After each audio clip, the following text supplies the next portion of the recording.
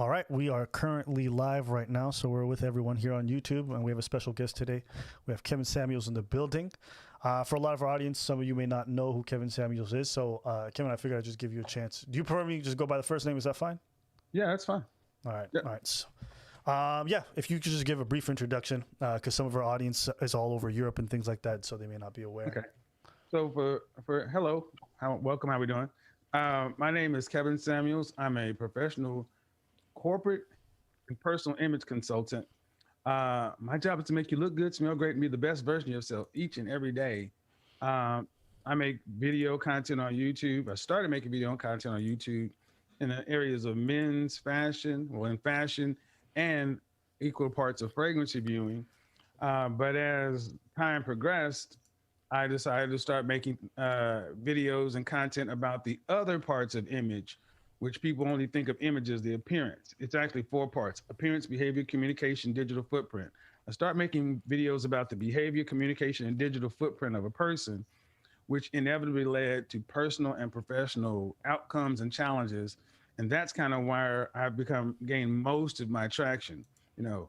I may be an image consultant by day, but at night, I'm kind of known as a guy who hosts a live stream Monday through Friday, 10 p.m. Eastern Standard Time, or really get into relationships and the issues between today's men and women, and what so many of my clients, male and female, come back and report that they've been experiencing in their actual day-to-day life to try to get the kind of outcomes they want on paper. So it's a long way around saying that it's come full circle. Like I said, you can look good, smell good, be the part, but if you don't walk it, talk it, that's not who you are. And if that's not how you look online, people aren't going to get the kind of outcomes they want. And for me, it's all about results and outcomes. That's what an image consultant really concerns himself with. And coming from a corporate environment, sales environment, I am concerned about an outcome. The process is cool, but the outcome. So that's it in a nutshell. All right. So yeah, just to start this off, at the end of the day, for us, this is like meant as an opportunity to talk to folks who we may agree or disagree with on certain things, and then do so in a civil manner. So for us, this opportunity is kind of exciting because, as you might know, a lot of your videos are making the rounds. People constantly send them to us as conversation starters, and I think they are good for that reason alone. Mm-hmm. Because irrespective of how people may feel about the things that you're saying, it's clear that your sentiments, your views do echo what a lot of people feel. And a lot of people view the world, and it's important for us to be able to discuss these things on open platforms. So I figured we would start this. I thought it would be the best way we could do this is just to discuss some of the stuff that I think people really try to hold against you. Do you recognize that a lot of people see you as a controversial figure? I recognize that there are loud people online say that, but when I'm out in my life, I'm here in Atlanta, and I spent the entire day out yesterday, and I took no fewer than 30 pictures with young men under 30, black men, saying, "Thank you.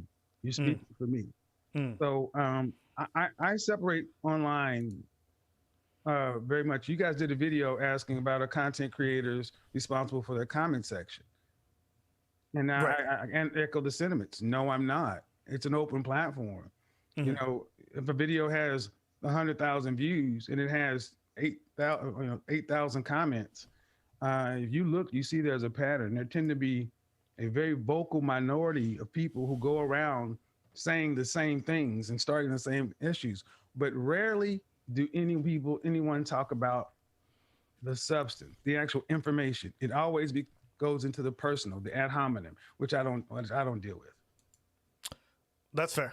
That's fair. There is quite a lot of ad hominems, and a lot of things are in terms of people characterizing your views, which is not necessarily something that I want to get too into. I do want to discuss some of the ideas, though, which I thought would be a great starting point.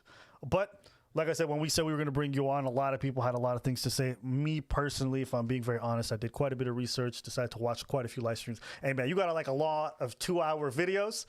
So sometimes it can be very daunting to get through a lot of content, especially live streams. But there's a lot of quality stuff that I enjoyed in there. And I think for the most part, a lot of my personal views and a lot of my ideas did overlap in regards to dating, gender norms, things like that. And in doing a lot more research, I also realized that most people don't watch you in full. They catch clips on World Star Hip Hop or Instagram and feel like they get a holistic view of what you do. Do you feel like, as a result of the way social media functions, you're often misrepresented? Well, that's part of the gig. I mean, how many people often misrepresent Robert Downey Jr. or anybody else they see on as Iron Man or anything else? That's part of this thing. Right. See, and I remember that one of the common conceptions, like your videos are so long. Well, there's also a generational thing too. You cannot present complex ideas in short form. I mean, look at Twitter. Twitter is the Wild Wild West because you're limited by characters, 120 characters, and more often than not, people destroy themselves on Twitter because it's almost impossible to take human beings, how we've evolved over time, and condense it in 120 characters. There's no context. Right. So oftentimes when people are introduced to me, they're introduced to me from places that are salacious. I mean, if you're familiar with the National Enquirer, Star Magazine, the things that are sold in the checkout aisle of the grocery store, it's not high journalism. It's UFO sightings next to Brangelina. I mean, that's what it is. And they're trying to get you to buy the magazine to see the gossip. But here's the thing. We become a society where that kind of information, the National Enquirer, is on the same level as the New York Times, the Wall Street Journal, the Economist, the Financial Times, and the Washington Post. They're all trying to make a profit, running a business, and they're going to put whatever out that sells what they need to get sold. It's up to us as the consumers to decide where we rank the information. Okay. And so when it comes to the criticism that you do receive in terms of its validity or not, are there any things in regards to the way that you've done things thus far that you felt like you could have better adjusted, or you feel some type of way? And don't mistake this. I'm not saying like, yo, you got to apologize for something. I'm just curious, is throughout all the criticism and a lot of like the nonsensical noise, has there ever been times where you stopped to pause and be like, you know what, I could have done better there? Well, I mean, it would be rather arrogant to say we can't do better, but it's in the moment. How many times does a pro player go back and say, man, I wish I'd had a chance to take that a different way. I would have did this versus that. If you've ever been in a ring in martial arts, sometimes you win, sometimes you lose. When you lose, you say, man, I wish I saw that coming. I knew he was going to do this. I should have slipped this and did that. But in the moment, you did what you did. How many blooper reels do we have of NFL or NBA or MLB players losing world championships or World Series by making an error? But see, we allow errors in sports. We don't allow errors online, especially for content creators that we disagree with. It never really comes down to the information. It comes down to how you feel about the information.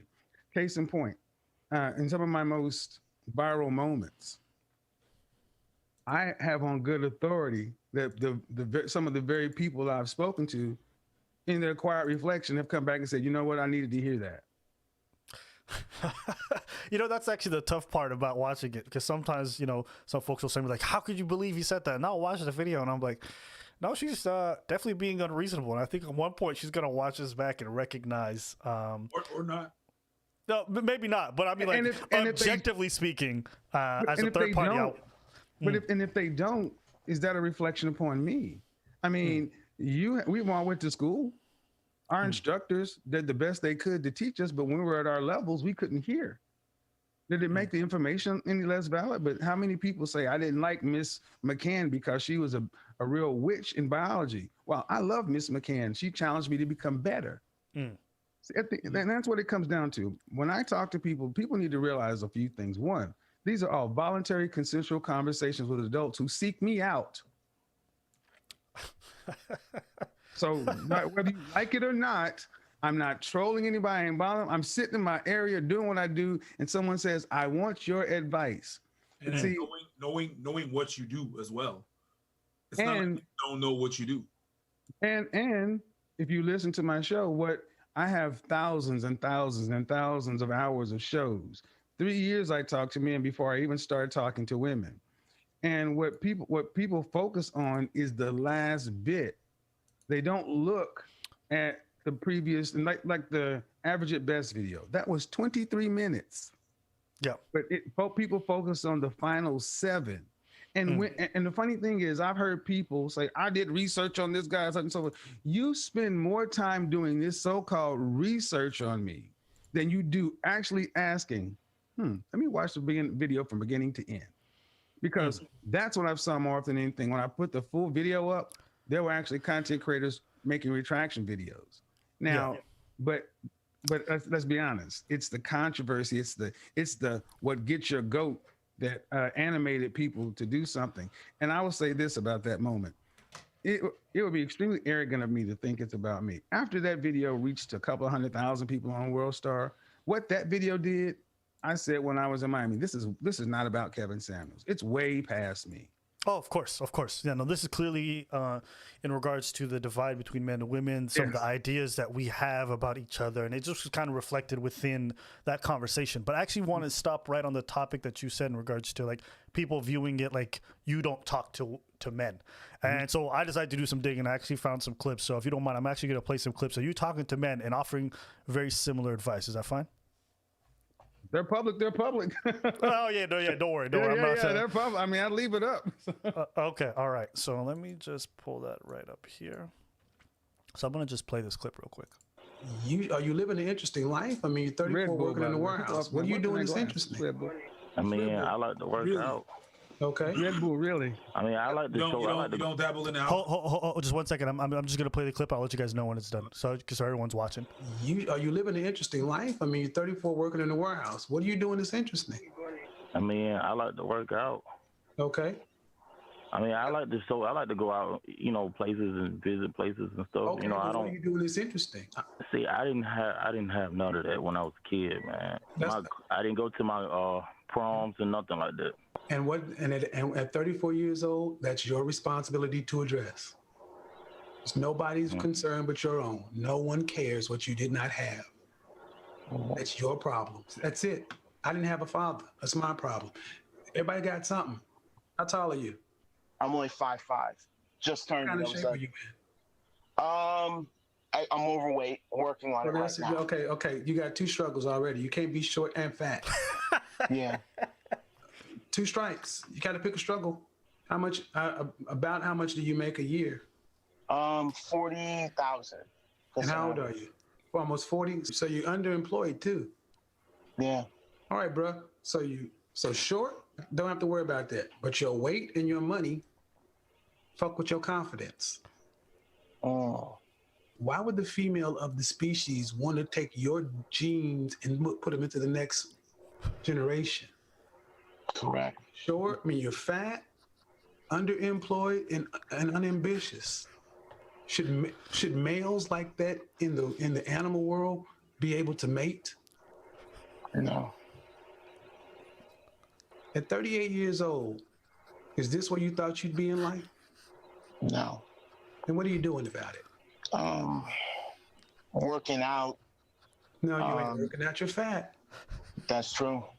See, this is why I have these conversations, because a lot of this stuff gets lost in the sauce when women start talking about women and these red pills and all this other kind of stuff. This ain't got nothing to do with women. See, at 5'5", you should be in shape for you. You have zero confidence, and you're a quitter.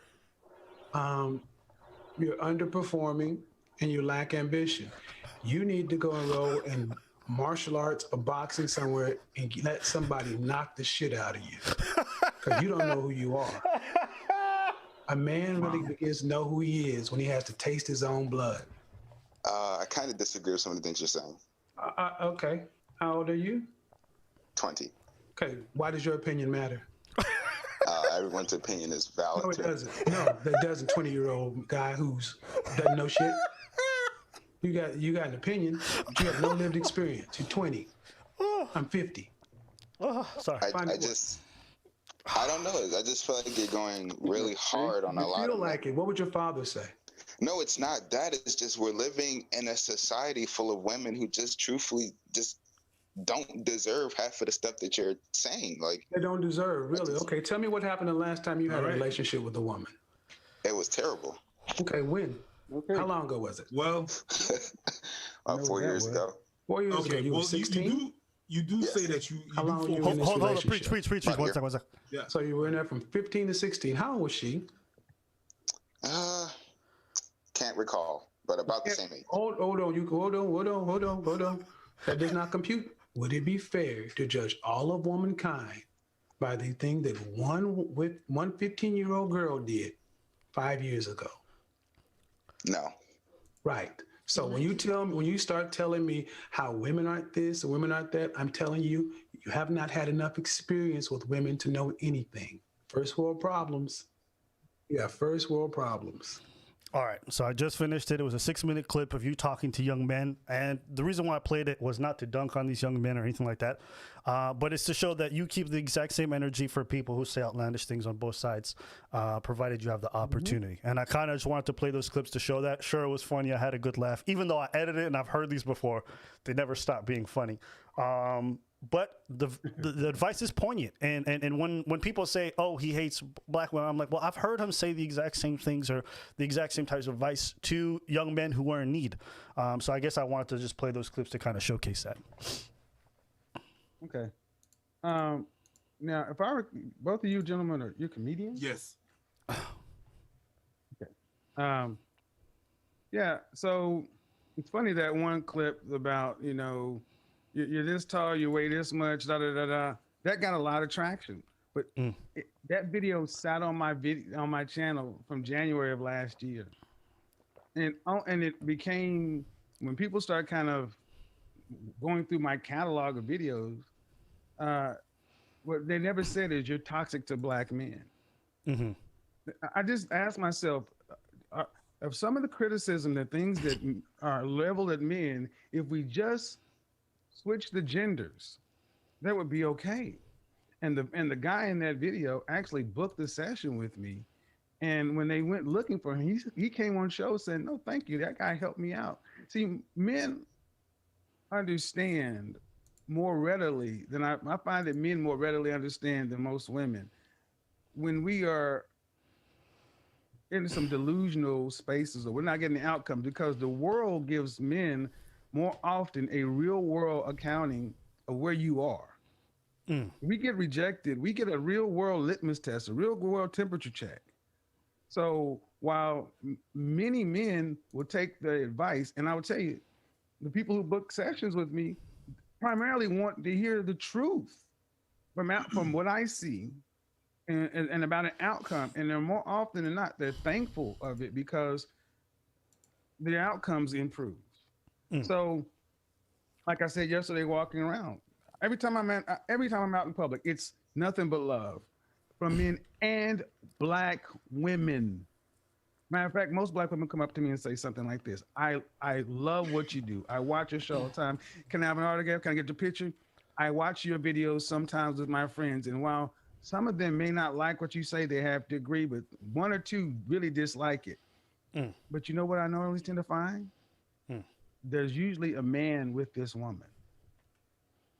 And when I've had some women who did not like it, especially when I first went viral. I would go out places and women, I had this sort of Bloomingdale's where I had like 30 people around me having like a real world. I've been looking for you for a while, but walking away with a better understanding because they just watched a clip. They never asked the question. I run shows on my platform that I call Free Smoke, where I allow critics and detractors to come talk to me in real time about the issue. Who else? I mean, so it's about an exchange of ideas, and more often than not, critics end up walking away saying, "I didn't know that." All this research and stuff people supposedly do, but it amazes me, all this research they seem to do, but they never seem to understand or research the topics, the things I'm talking about. It almost always comes down to who are you to say this? You're too harsh. Or what's the solution? And then that's what I also reject too. Why do I have to be the oracle at Delphi to fix everything? Al Roker can talk about the weather. He's not expected to fix global warming. Yeah, I mean that's just nonsensical stuff. The idea that you have to have a solution to every problem that you put. Why are you complaining if you have no solution, or why are you bringing this? It's terrible ideas. And I agree with you vehemently on that point. Preacher, want to jump in with something? Yeah, well, you do say that you focus on the outcome, and not everybody respond to the same. This is the same way of not everybody respond to the same way to the same way to the same things, right? So what I'm saying is just about the delivery. People have been complaining about the delivery. If you order a pizza and the delivery man, he gives you your pizza and it's upside down. At the end of the day, it's still a pizza, but the delivery is fucked up, right? So maybe if you're focused, because you said that earlier, that you focus on the outcome, and you know that some people will not respond well to how you deliver those truth. You can call it whatever you want, but that truth that you have to deliver to them. Is there a possibility you could change the way you deliver stuff just for people to understand better? Because if it's the message, if the point of all this is the message, then you want the message to come across. So maybe try another. Would you consider trying another way of? No, I will tell you why I won't. I'll tell you why I won't, because I've had no fewer than a dozen women come on and tell me it's the way you deliver, and then I ask them, who does? I have something on my Instagram right now. Who does give you critical advice that you don't want to hear the way you want to? And there's always a cricket pause. I'm like, who gives it to you the right way? And the most consistent person I've had someone say is Dr. Umar Johnson. And I'm like, that's because he calls you queens and this and that. I'm not going to do that because I don't believe what he believes. But here's the thing. The late, great Patrice O'Neal and Bill Burr, they've got a lot of work and they knew their delivery. It is impractical to ask me to try to make a situation to fit everyone. There are people who are just not going to like my pizza, period. I could deliver it to them on a golden chariot on a platinum plate encrusted with diamonds. They will still say it's not hot enough because 2 + 2 is 4. And the problem is only with the delivery when the reality is unpalatable, it's not digestible. Then we want to make it about everything else. And see, that's what I reject more than anything else, especially being a man of color, a black man. Rush Limbaugh could deliver what he delivers. Simon Cowell could do what he does and become an American Idol. Gordon Ramsay can be Hell's Kitchen because you're a stupid little effing monkey. But if I just happen to say something that you don't like in a particular way, I'm supposed to repackage, repurpose. I am sick and tired of men having to apologize for being men all of the time when I have heard some of the most egregious things on public TV, online today by some of these very woke women. Yeah. I mean, on this note, we agree with you. When we're framing these questions, it's not meant to be our thoughts. I know, I get it. And but I like this part of it because people need to understand, just like what Jordan Peterson did up in Canada, the pendulum needs to swing back to the point of, ladies, no matter how you like it, when the dust is cleared and settled, are you getting the outcomes you are wanting in life? If not, then let's talk about a different delivery. But as long as you understand that it's not necessarily your views, we just want to try to debunk and understand. Yeah, I get it. Just the general, you know what I mean?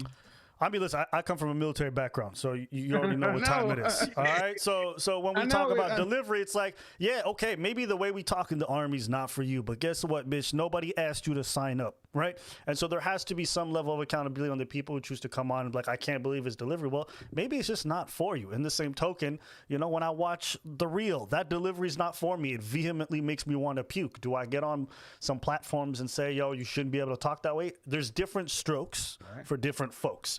And I think I recognize that your way of talking really appeals to especially a lot of men because, one, it's very direct, it's blunt, it's not sugar-coated. I can't personally stand it when people try to package things to me in a kind and nice way. It feels like they're pampering me, and I don't need that. And I think it's part of why I think people like Jordan Peterson became very popular. They just came on and said, "Men, clean your room, take responsibility." And I think you do that in your own way. And so I'm fine with the delivery personally. I just recognize that a lot of people are not going to like it, and that's what it really rubs, I think, a lot of people the wrong way to start. But then when a young black woman comes up and says, Kevin Samuels is the reason I'm engaged, and she comes in and says, I called into his show last summer, and he gave me some direct advice that I did not want to hear. But it's that advice that started the chain reaction of events to where now I got engaged in Aruba on January 1st. Young black woman. I have a Facebook group where I have a men and women in a group that I've kind of hand select. I call it the mix. And all I do is put like-minded people in the room in nature taking this course. Over 6 months, 8 couples have gotten together. 8 black couples and 3 engagements. 1, 2, 3. And I want to actually just push back on that. So I hear the idea that you've had some success. How do you measure whether or not your methodology is really working when most of the time the ideas that you're getting back are the successes? And I ask this because maybe you offer advice to a lot of people and it doesn't go anywhere. Does that factor into whether or not your method is effective? One. And the second thing I would add, I wouldn't think this is your fault per se, but if we're just looking at the net positive, for example, right?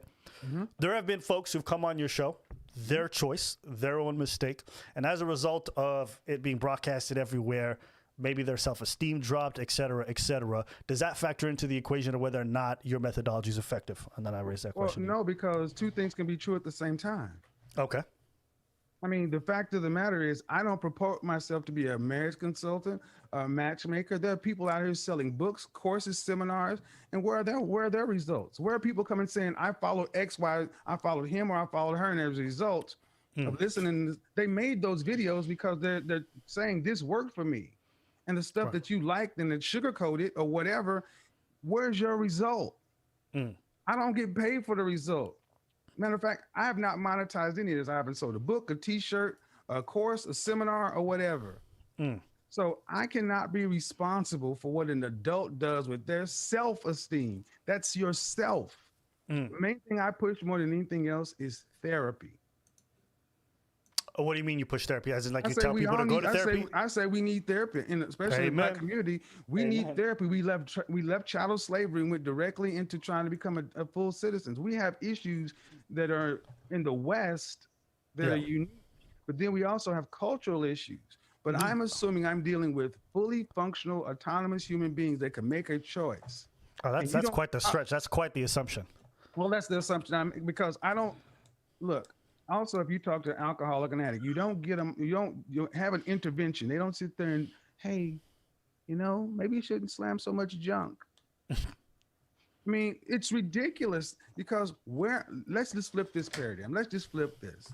What you just said, valid. Let's see where they're asking women to do this.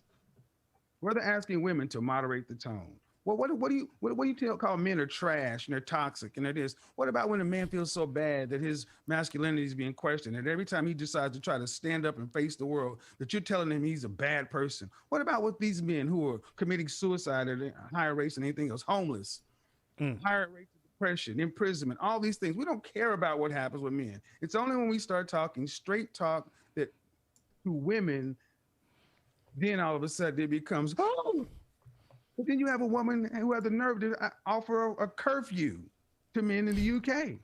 Yeah. If a man would say that, he would have been canceled right then. Thanos couldn't have snapped fast enough for him to be gone.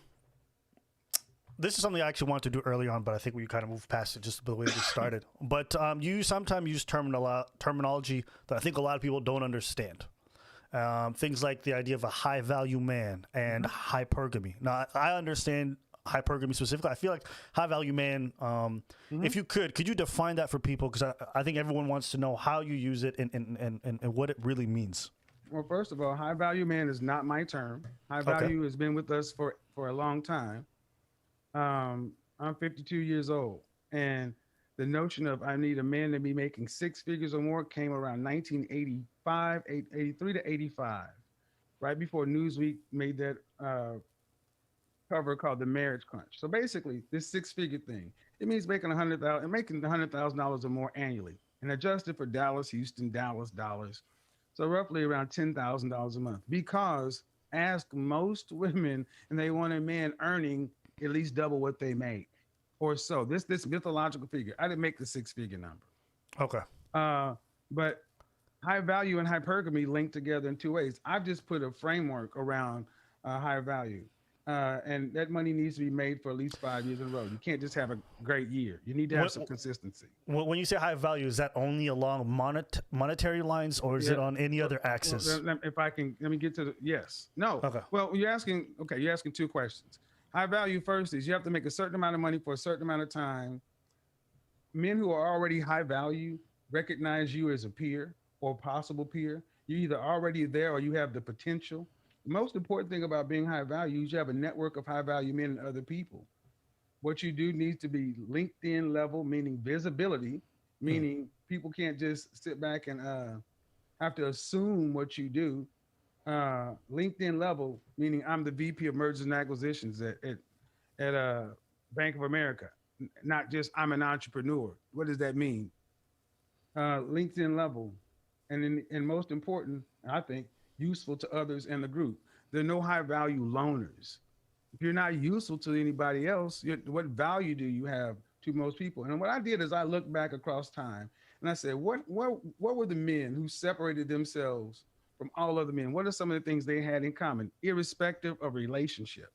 What did men value in other men on any continent, any time frame, any economy, any kind of governmental setup? So the next question you asked about hypergamy. Hypergamy is just the notion that females will consolidate on the highest value male. Yeah, no, I actually understand that. I actually understand the hypergamy comment, but I actually wanted to come back to the high value men. So you talked about the status in regards to having a position that's like definable, and as well as the income. Are there any other axes that you would also equate to high value? You can, but not in general, because here's a problem. Okay, go ahead. You have to overlay this globally. Your morals and ethics, my morals and ethics, you can be a high value atheist.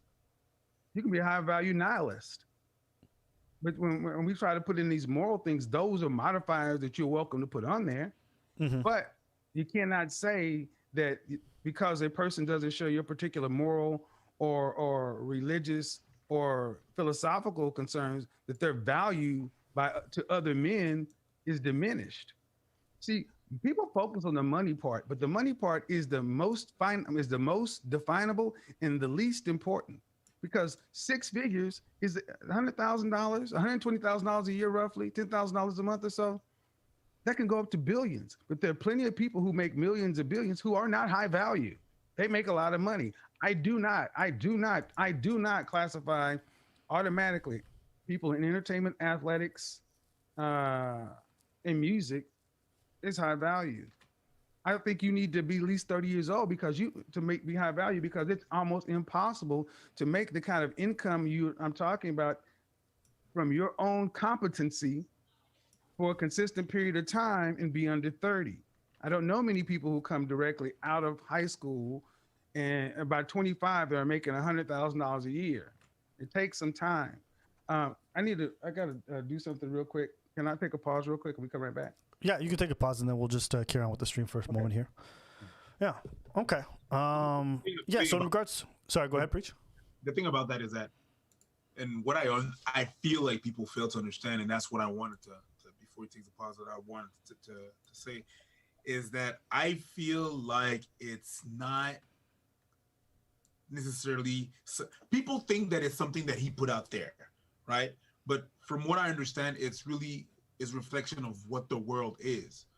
So he's not dictating how the world should be, but it's really just a reflection. When he's talking about high value, that's not him putting it out there and how it should be, therefore not his vision or the vision of anybody. It's just how things are and how people, if you're talking about the dating world, it's how most of the things function, right? So people really easily and quickly say like, oh, he's like that because he thinks like that, but it's really maybe just a representation of what the world is more than what you think it is, what you cast out there, because no one person can be like, you know what, the way I'm thinking is like that. I think that it's really just a representation of what the world is, of how you see the world. Yeah. Well, I think that's how he's defined the concept. It's just a matter of like, is it as valid as it today as it has always been? I think there's like a lot of questions in regards to, all right, well, this is what a high value man is, but in a modern society where yes, women are still hypergamous despite making just as much money. And just to be clear, I want to make sure everybody understands what hypergamy means, because these words are thrown around and you don't want to Google them. Hypergamy is a term used in social sciences for the act or practice of a person marrying a spouse of a higher caste or social status than themselves. The antonym is hypogamy, which refers to the inverse, marrying a person of a lower social class or status. Now, these kind of terms have been around forever. People have been marrying up and down for survival, for family joining and stuff like that. And in modern society, hypergamy generally refers to like marrying someone who has higher wealth than you, more education, bigger, larger, whatever. And really women do that, and then men do the opposite. Just a moment here. Let me just switch back since he's back. Okay, I'm gonna have to fix this real quick. Yes. So, you were talking about the fact that let me just make sure I remember this quickly. You were talking about the fact that the high value man is not necessarily linked to money. And then I think that's where you'd stop before we had left. Well, it's the thing that gets under men's skin the most, because we know it's a truth. We know it's a truism. I am sorry, gentlemen. I don't make the rules. I don't make the world. But Dr. Tia-San Johnson, who teaches Black Masculine Studies at University of California, Santa Barbara, he's talked about one of two courses in the United States. He's looking at 19 and 20-year-old women in the class sitting next to 19 and 20-year-old men. And these women are telling these young men that, yeah, I only want to deal with a dude making six figures or most. And these guys are realizing that I'm going to come out with a degree in accounting. I'm not going to crack that. Less than 13%, depending upon the number, 13 to 10% of the population makes that. But if you ask consistently whether they want to say it directly or indirectly, women traditionally want men to out-earn them to be able to pay the major bills. What I've done is I've actually put a framework to allow women to actually say the truth. And more men are upset because the majority of men don't make that. The median income in the United States for men is $38,000. Okay, so I like where this conversation is going. I think when people hear you say high value and this is what women want, it almost to women sounds like I know that's not what you're saying, but to women, the way they interpret it is that they're hearing, oh, well, I'm going to be with a man who probably won't make that six figures or more. So therefore my man is not high value. And it's kind of a tough thing to accept if you look at your partner like they're the perfect person for you. It's like, no, these people still have value. So I think that's where the disconnect is coming. Is what I'm making. Well, okay. So I had a conversation with a young lady who lives in the Memphis area. And my video is up right now. And I think the title of it is something along the line that this happens too often with modern women, where they think about the men they want, but they don't really think about the practicality of it. Who is this man? What does he want from a woman? What kind of position does he going to need to hold to make the kind of money that I need to make, to kind of have the kind of lifestyle I want? And as I was getting into I was asked, because like you said, we had a conversation before. I'm a highly trained interviewer and a skilled salesperson. And I ask questions to reveal things to the person I'm talking to. And as I'm getting into it, she says something. I feel like this is all coming down to finances. I'm like, I'm just asking you questions about the things you say you want, but we don't want it to come down to money. We want it to come down to spirituality, and God's going to send me a husband. And if I'm a good man, guess what? There are no high value homeless men in a woman's mind. They may have value to a society, but in a dating and mating sense, not so much. See, this conversation has made a laser on what women mean about high value versus what men mean, because it's not just money. Because if money was the indicator, all you would need to make is money to keep her there. No, women cue on many different things. The high estimation of their network of friends, the network, the society, the vision. I mean, it's more things than just money. So what tends to happen is folks say, well, you don't have to make a lot of money to be high value. I know some high value men ain't worth nothing. Yeah, take that on a modern dating scene. That may be what you say, but try to go try to step to that 8, 9, or 10 that you think is an 8, 9, or 10, and everybody else thinks is an 8, 9, or 10, and try to tell her I'm on fries and tell her I'm making $35,000-$40,000 a year, and see if she decides to exchange IGs with you. Yeah, and I think the most important thing that people have to remember is that just because your partner is not necessarily high value does not mean that they're not special to you or not a wonderful partner or not a wonderful provider. The same way, just because your partner is not supremely attractive, it does not mean that you don't find them incredibly attractive or want to bone them every day. When he uses this lingo, he's not talking about you within the confines of your relationship. He's talking about individuals within the greater construct that is a society. One can be great within a dynamic in a relationship and be the perfect partner for you and still not necessarily be a high value man, which I think is fine. I'm going to be a great husband to someone at some point someday, I hope. But that does not mean that I'm necessarily a high value man as a result. My wife might view me that way. No, it's not. That's the thing too. I want to touch on that.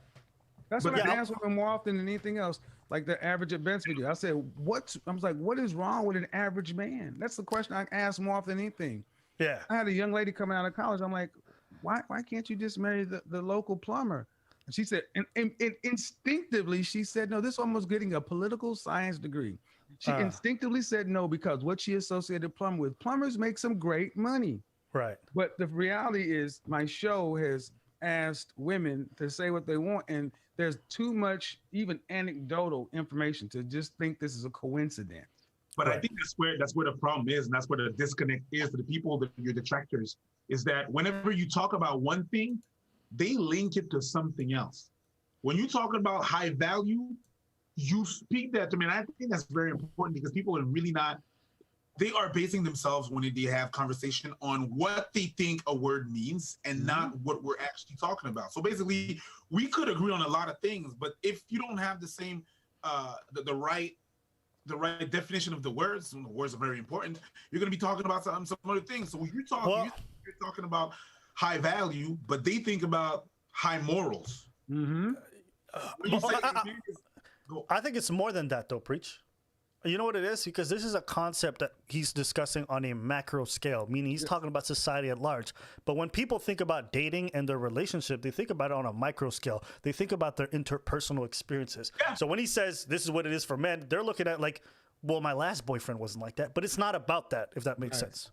Well, but it's both, actually. It's really both, because I feel like the words are different, the definition of the words are off. And after that, they take it personal to their own choices, and they think that because even we are sometimes the victim people. We have detractors, and they say the same thing that they say to Kevin Samuels, that we don't like black women, that we don't like this and that. But we're not. It's not necessarily our views. Before you join back in, that's what I'm saying. It's really a depiction of what the world is out there. So if you talk about the dating world, if you don't see the dating world like that, that's one thing. But if most people see the dating world like that, and you just know that the dating world is the way it is, that there are still roles. I don't necessarily want that, but that's out there. Then, well, the thing is, I talk to an average of 5 women a day for close to 10 months. That's well in excess of 250 conversations, but there are more than that. It's not. See, it's one thing when men are talking about these things. It's easily to dismiss what I say or you say or whatever. When I have a woman sitting here saying, I am 38 years old and I make $80,000 a year, and I ask, could you really date a man making $50,000? The answer comes back, well, I could if he's ambitious, if he wants this. I'm like, no, that's what he's making. That's all he's going to make. He doesn't need to go out and conquer the world. He's a competent man. And the answer comes back when I frame it in such a way, it's like, well, no, I couldn't deal with that. And I'm like, so basically you have reduced men to either wallets or their sexual organs. That's a problem in my opinion, that's a problem that modern women have with modern men. I'd say modern women really don't know or understand who men are. So, and I think talking about being objectified, I'm sorry, my show shows that women objectify men on a macro level. Because if you're sitting here saying that I could not date a man who has character, moral ethics, who will be a stepfather to my daughter and be everything great and wonderful, you would have an egotistical problem that every time a dollar was spent, 70 cents of it was coming out of your quote unquote pile. That's something that you need to take up with you, because that's not something a man can fix. I mean, we're basically telling men that you have to be superhuman to get just a normal, reasonable outcome with women. And ladies, whether you like it or not, look on your left ring finger. Is there a wedding ring of a man that you value on it? If not, then and if not, and you desire to be married or have a relationship of profound emotional significance or whatever, it's not working. You know, I really resent the idea that settling is somehow a bad thing. Yeah. I think it comes into this esoteric idea that people have that like we're all amazing and we're all top notch and we're all great. No, there's hierarchies. The people are better than others in terms of a greater societal role. And I think when people hear the word settling, it's like, I'm going to accept something that I don't. Boo boo. Everyone's got, and men know this. Men know that they have to settle because we know how these hierarchies work. I knew it right away. It was not fair that my brother could go up to a girl and get her number instantly, and I had to talk to 10 girls before I could get one. It's not fair. Did you have to settle for being a lieutenant because there were only so many generals? That's a hierarchy. See, men understand that there's a hierarchy. Yep. We understand that you don't see many 30-year-old generals. It takes time. Yep. See, what gets people with me is the actual black and white of it, the simplicity of it. One of my gifts is I can take an extremely complex topic and make it really simple to where it's offensive to what it's really doing, honestly. And I focus, especially in a majority Christian nation. You ask a lot of women, are you a Christian? They'll say, I'm a Christian. But then you say, well, are you living your dating and mating life like a Christian? Because I was baptized at 5, raised Christian. And it's like, well, what are we doing here? Because ultimately, women don't want to sound like they're picking a man based upon his money. And I'm like, his resource. I'm like, well, 1,000 years ago, women picked a man based upon his resources, his ability to provide. That was a practical reason. See, we have changed what men used to do. To have a woman, you had to be able to protect her, provide for her, and protect and provide for your offspring.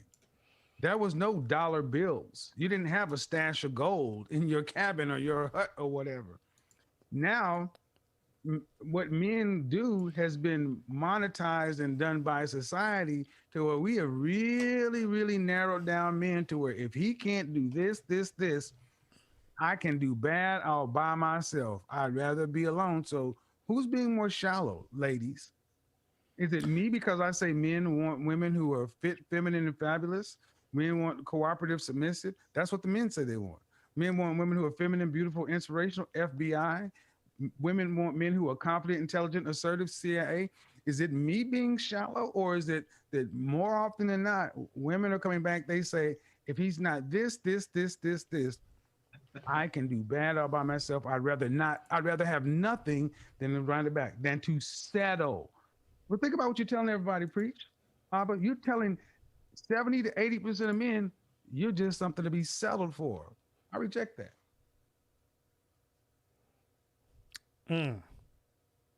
I'm an advocate for my blue collar brothers. I'm an advocate for my military men. Now, I'm a white collar man, and I've said it before and I say it again. White collar men, ladies, wouldn't be crap without blue collar men. The men who built this country, built this world, get out there, use their back, their muscles, their labor to build the roads, dig the ditches, lay the fiber, lay the pipes, do all the stuff that men like myself do not want to do. But it takes a hell of a lot longer to become somebody like me. It is easier for somebody to go become an electrician, a plumber, a HVAC technician, a roofer, and become their own entrepreneur, their own business, own their own stuff to provide. It's so much harder to do it this way. It just looks better to you because you can go brag to your friends and say, I got a doctor, I got a finance guy, I got a such and so, I got a lawyer, I got this. But if you say, I got a plumber, that plumber could be a multimillionaire a hell of a lot faster than these so-called lawyers with all this student loan debt. So check yourselves before you get mad at me. I'm going to move this to something a little bit different. When we talk about hypergamy and we talk about the fact that people are women specifically are hypergamous, do you feel like this trend is starting to go out the window to some degree, or it's lessening to some degree due to the fact that women make more money than before, and despite them making more money, they still maintain some level of hypergamy that's still present?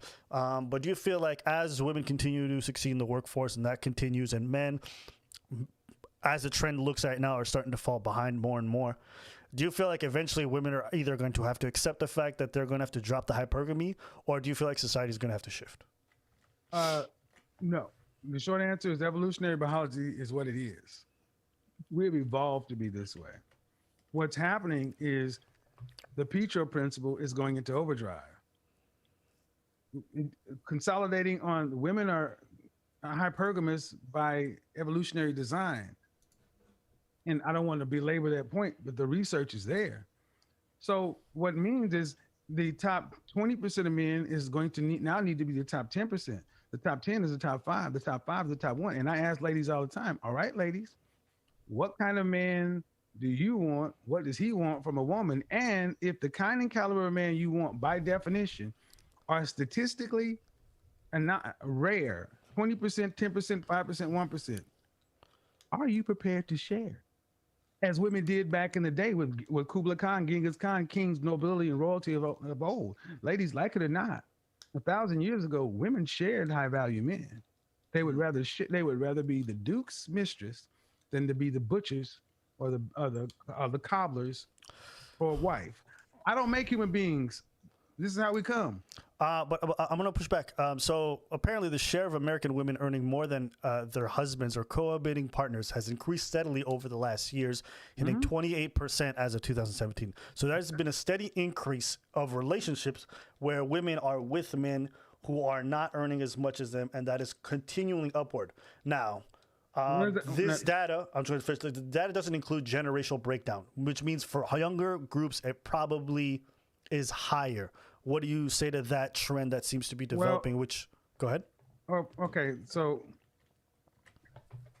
I'd have to look at the number, but I would also say when men and women are doing the same kind of jobs, men are out earning women. I mean, men and women earn roughly the same amount of money doing the same job. But if what you're saying is women are starting to out earn men, I would really have to see where that's coming from, because men go into the jobs that tend to be higher risk, higher pay: science, engineering, technology, and math, STEM. Sure. You don't tend to see the largest employers of our, especially in the Black community, the largest two employer of women, federal government and retail. These are not careers, these are jobs. So even the net of it, you look at what percentage of women are earning 6 figures or more. I want to say it's less than 6%. Men are still twice as much. So where it matters, wherever the things are trending, at the end of the day, men are still the workers and the builders, because we choose different careers. And if we want to talk about this overall equality and equality, we're going to have to start getting real granular. When are women going to start going out to Alaska, digging the ditches, building the buildings, doing the dangerous jobs? Because the jobs you're talking about, there may be increasing in that sector, but we had a she-session in the last quarter. 2 million jobs were lost here in the States, and 98% of that were from women. We had 1 month where 880,000 jobs were lost from women alone. So I don't know where that stat's coming from, but here, American women are starting to realize real quick that I cannot get from here to the end of my life successfully and live the kind and caliber of life and have the lifestyle I want on one solitary income. Sorry, I just had a little malfunction with preach, but yeah, keep going. So my ultimate point is this: the notion that women are this emergent and sisters are doing it for themselves. Do they want to is the question. And most women, when I've asked them, what percentage of the family bill, do you want to have to pay significant bills after you're pregnant? Inevitably, that 99% of the time the answer comes back as no. And when now they've learned that I'm going to ask that question, they've learned how to kind of not answer by answer. And I was like, okay, well, how about this? what percentage of the financial family, what percentage of the financial family load do you want to have to carry for a lifetime? That's when the beatboxing starts. And inevitably it comes back as something less than 30%, 10%, 20%, 25%. Okay. Well, if you only want to carry 10 to 25% and maybe 30% of the family household, that means the bulk, 70% has to be carried by your spouse. How many children do you want? Where do you want to live? How much money would a man need to make to cover 70% of this lifestyle? Then that woman come back and go, well, it sounded like it's all about money. That's what you want. Yeah. Well, I mean, money is just a substitute for essentially security. Exactly. And I mean, there's nothing wrong with wanting security. If I'm going to raise a family, I want security. I want my kids to know that they're going to have their hobbies taken care of. To me, a woman wanting financial security in a partner does not make her lesser than. I don't look at women who I think seek it makes that you out. normal. Yeah, and if you don't care about how much money your partner makes, then to me, you're not ready for marriage. You're not ready for a family. I would find it very suspicious if a woman didn't take into serious consideration how much money, because then it tells me, one, you're not ready, and two, you don't have any intentions of starting a family, at least not in a safe way. I think what it also says is women start to understand that these numbers are very finite. We all played musical chairs as a kid. And as the parameters start to get tighter and tighter, they start looking around and saying, wait a minute, there are only so many of these men. And if everybody, I did one show where women from Boston to Oregon, that's from East Coast to West Coast here, all describe the same demographic man, all of them. And I'm like, you all from one coast to another want the same man.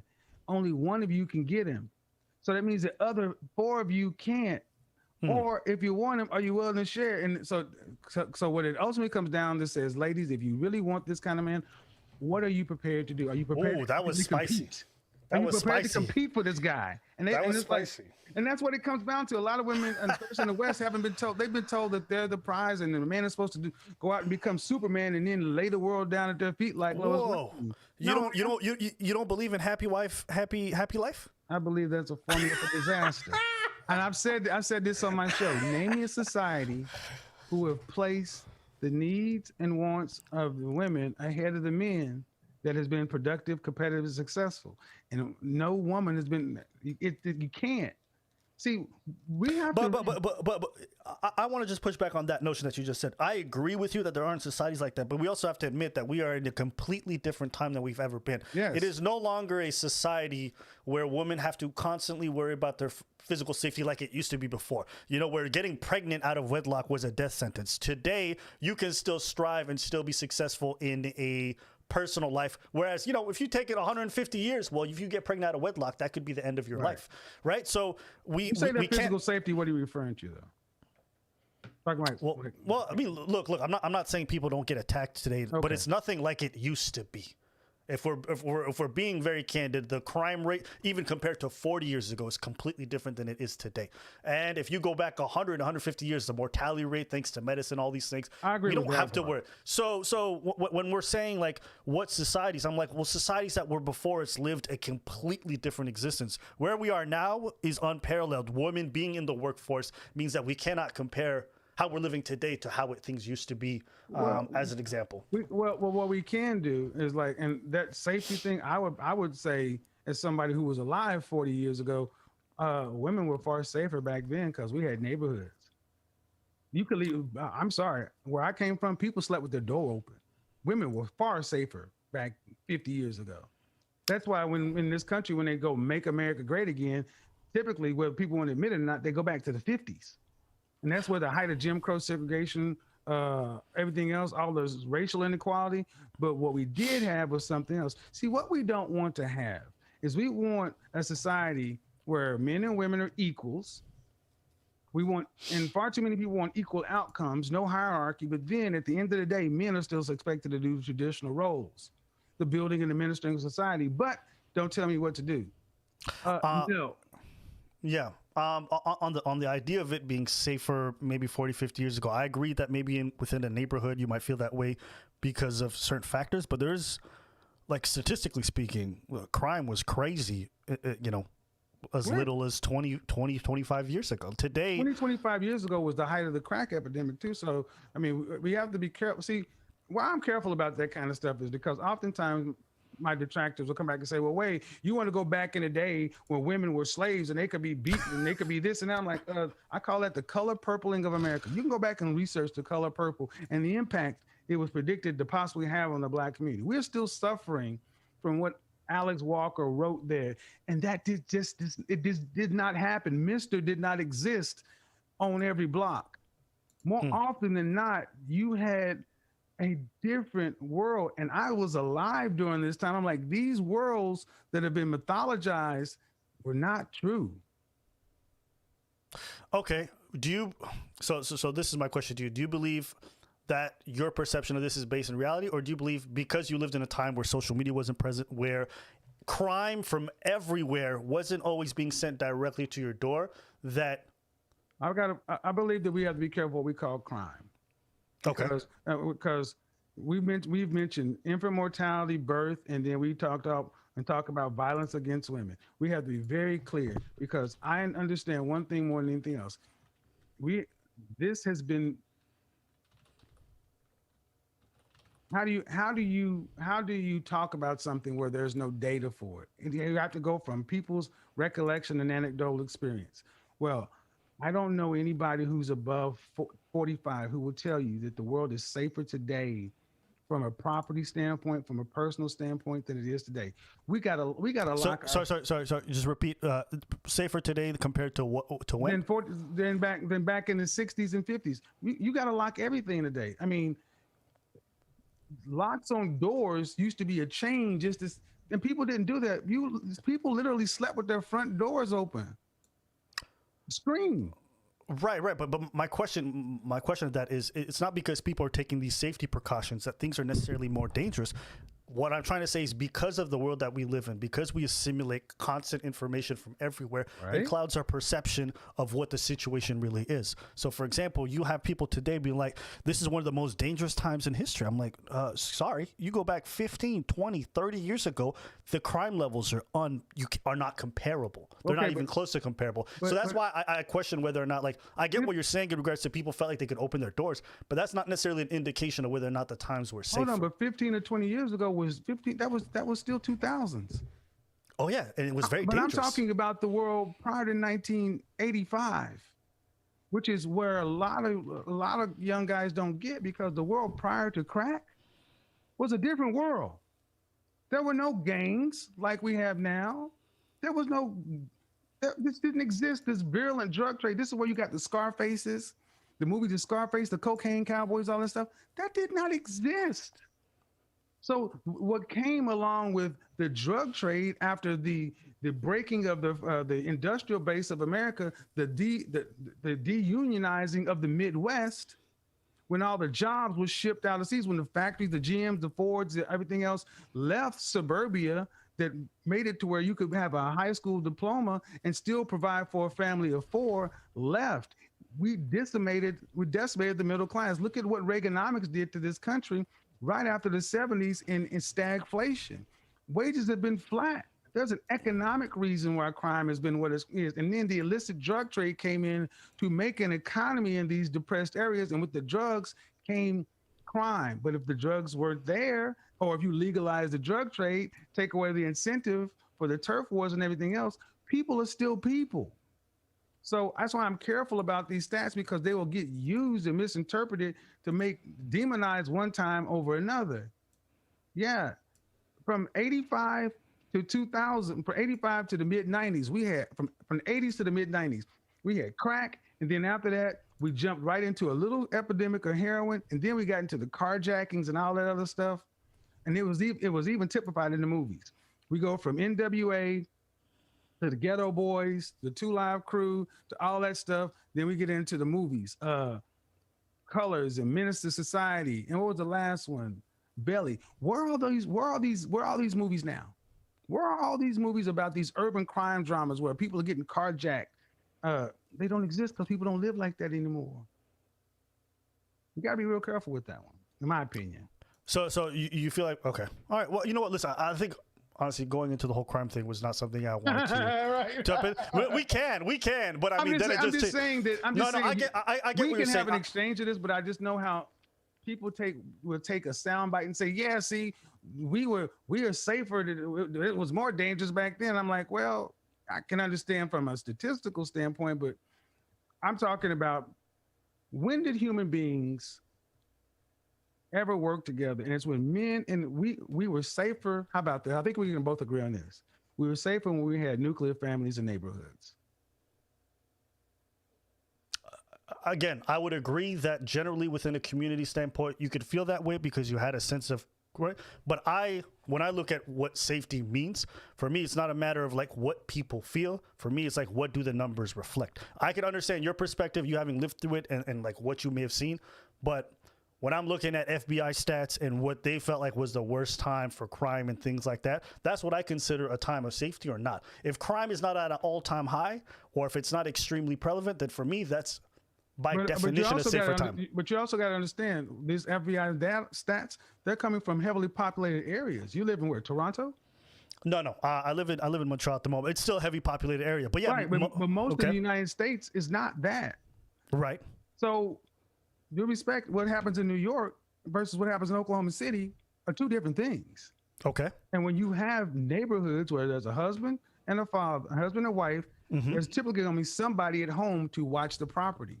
When there's more than one child, there's going to be people around. When your neighbors lived, when the Johnsons lived over here and the Jenkins lived over here, people didn't move. You understood we have a transient society. People are moving. Most people don't even know who their neighbors to the right, left, and front and back are anymore. Versus when I was growing up, people knew everybody on their block 3 blocks over. Right. It's hard to come into that area and do crime. Okay. So my question to you is, do you feel like things in suburban areas are more dangerous today? Because you basically said, the reason why those crime stats were so elevated was because they were in major cities. I think that people feel less safe today because they're less connected to other people. Okay. That's fair, and I would agree with you on that point. I agree that people today feel extremely less safe. My only question is whether that actually translates into real danger. I'm constantly seeing a lot of fear mongering, which I honestly feel oftentimes is unjustified.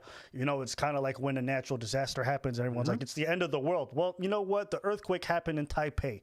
I don't know why you care just because it showed up in your Facebook feed. That doesn't necessarily mean that terrible things are coming your way, but I think the way we assimilate information makes us more primed to believe. And then you compound that with the fact that we are disassociated from the people around us. It makes us feel alone, and we only assimilate negative things. Yep. So I think that's the mixture of stuff that I feel like is making us feel more unsafe than we actually are at times. Which and if you round it back to where we started, the chatter online around me, all this negative when I walk out there, if I could actually have a little drone following me, people will be amazed at what happens in the real world, and that's real.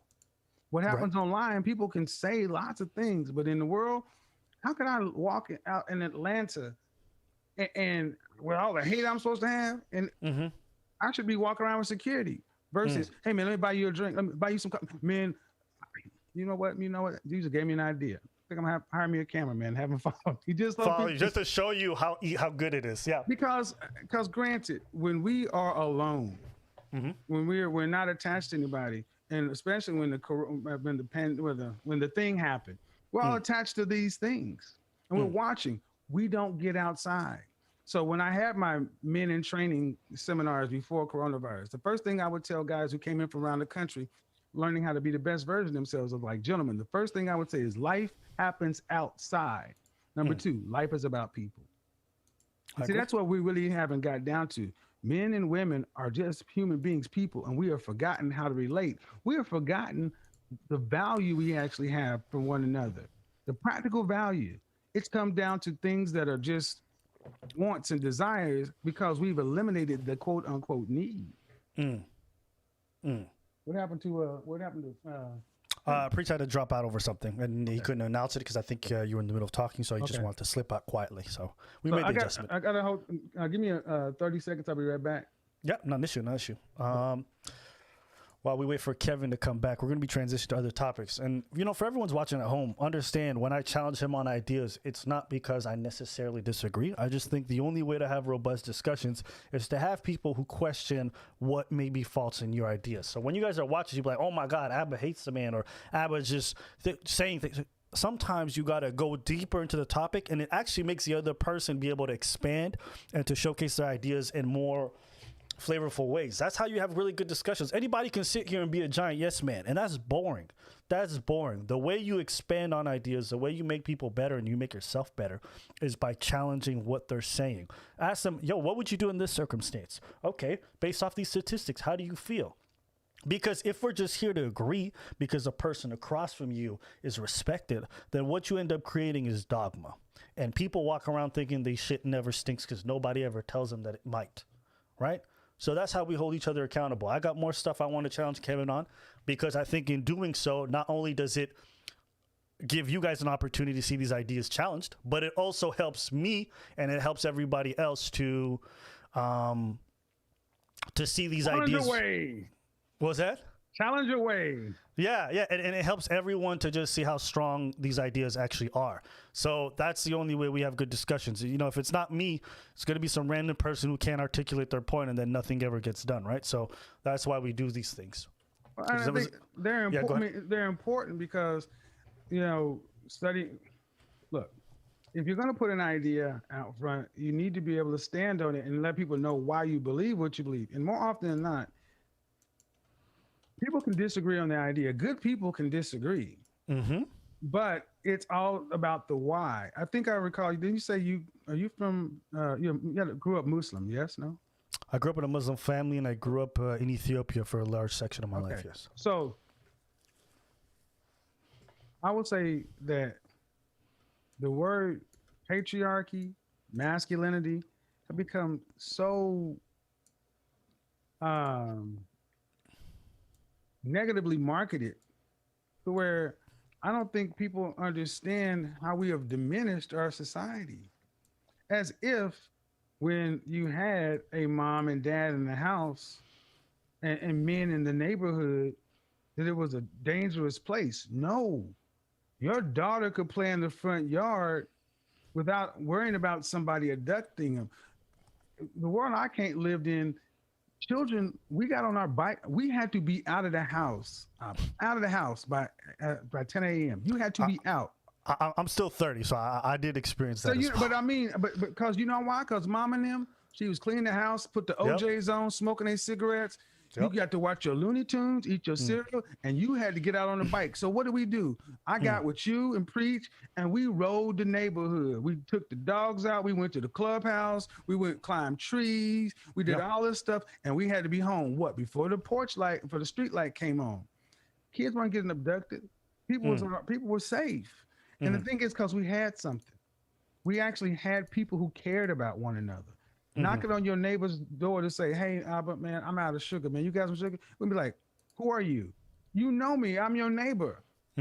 Now we move and have this society to where everybody has their own little world. And we got more friends. How about this? We got more friends online than we do in person. How about that? Damn. No. Yeah. So it's not hard for human beings to feel unsafe because in a prison, the worst thing you can do is put somebody in what? Solitary confinement. Most of us live in solitary in public. Yeah, I mean, I would be inclined to agree. I think again, this is a completely unparalleled time. We've never had I feel like the internet's changed things in ways we'll never quite understand until another 100 years. Like, you know, the way our minds work, even the ideas of nationalism are starting to recede as we're connecting with people all across the world. But also we're losing things. We're losing connections to our neighbors, the people across the street. And I don't think we're able to quite yet measure the impacts of that. And it's not even just on our social, it's also on our relationship dynamics. The idea that we're starting everything online. There's no point of reference. I don't know any of your friends. You don't know any of my friends. You know, there's something to that when you're in a dating sphere. That makes you beholden to a community and how you behave with people. It was very difficult for me to flash my penis to you if everyone you knew and knew everyone I knew. There was a certain level of decorum that was necessary. So I'm inclined to agree that things are drastically different at the moment. For some reason, things are frozen. Let me just see that. Okay. All right. I just fixed Human it. evolution. I mean, we're undergoing the largest change in human evolution since the Gutenberg printing press. Mm-hmm. We have not evolved to have global reach. This is why it comes back into the dating environment. Men and women, the deal used to be a man would share his time, attention, resources for a woman's sexual attention. And that used to be shared in the context of a committed relationship, typically a marriage.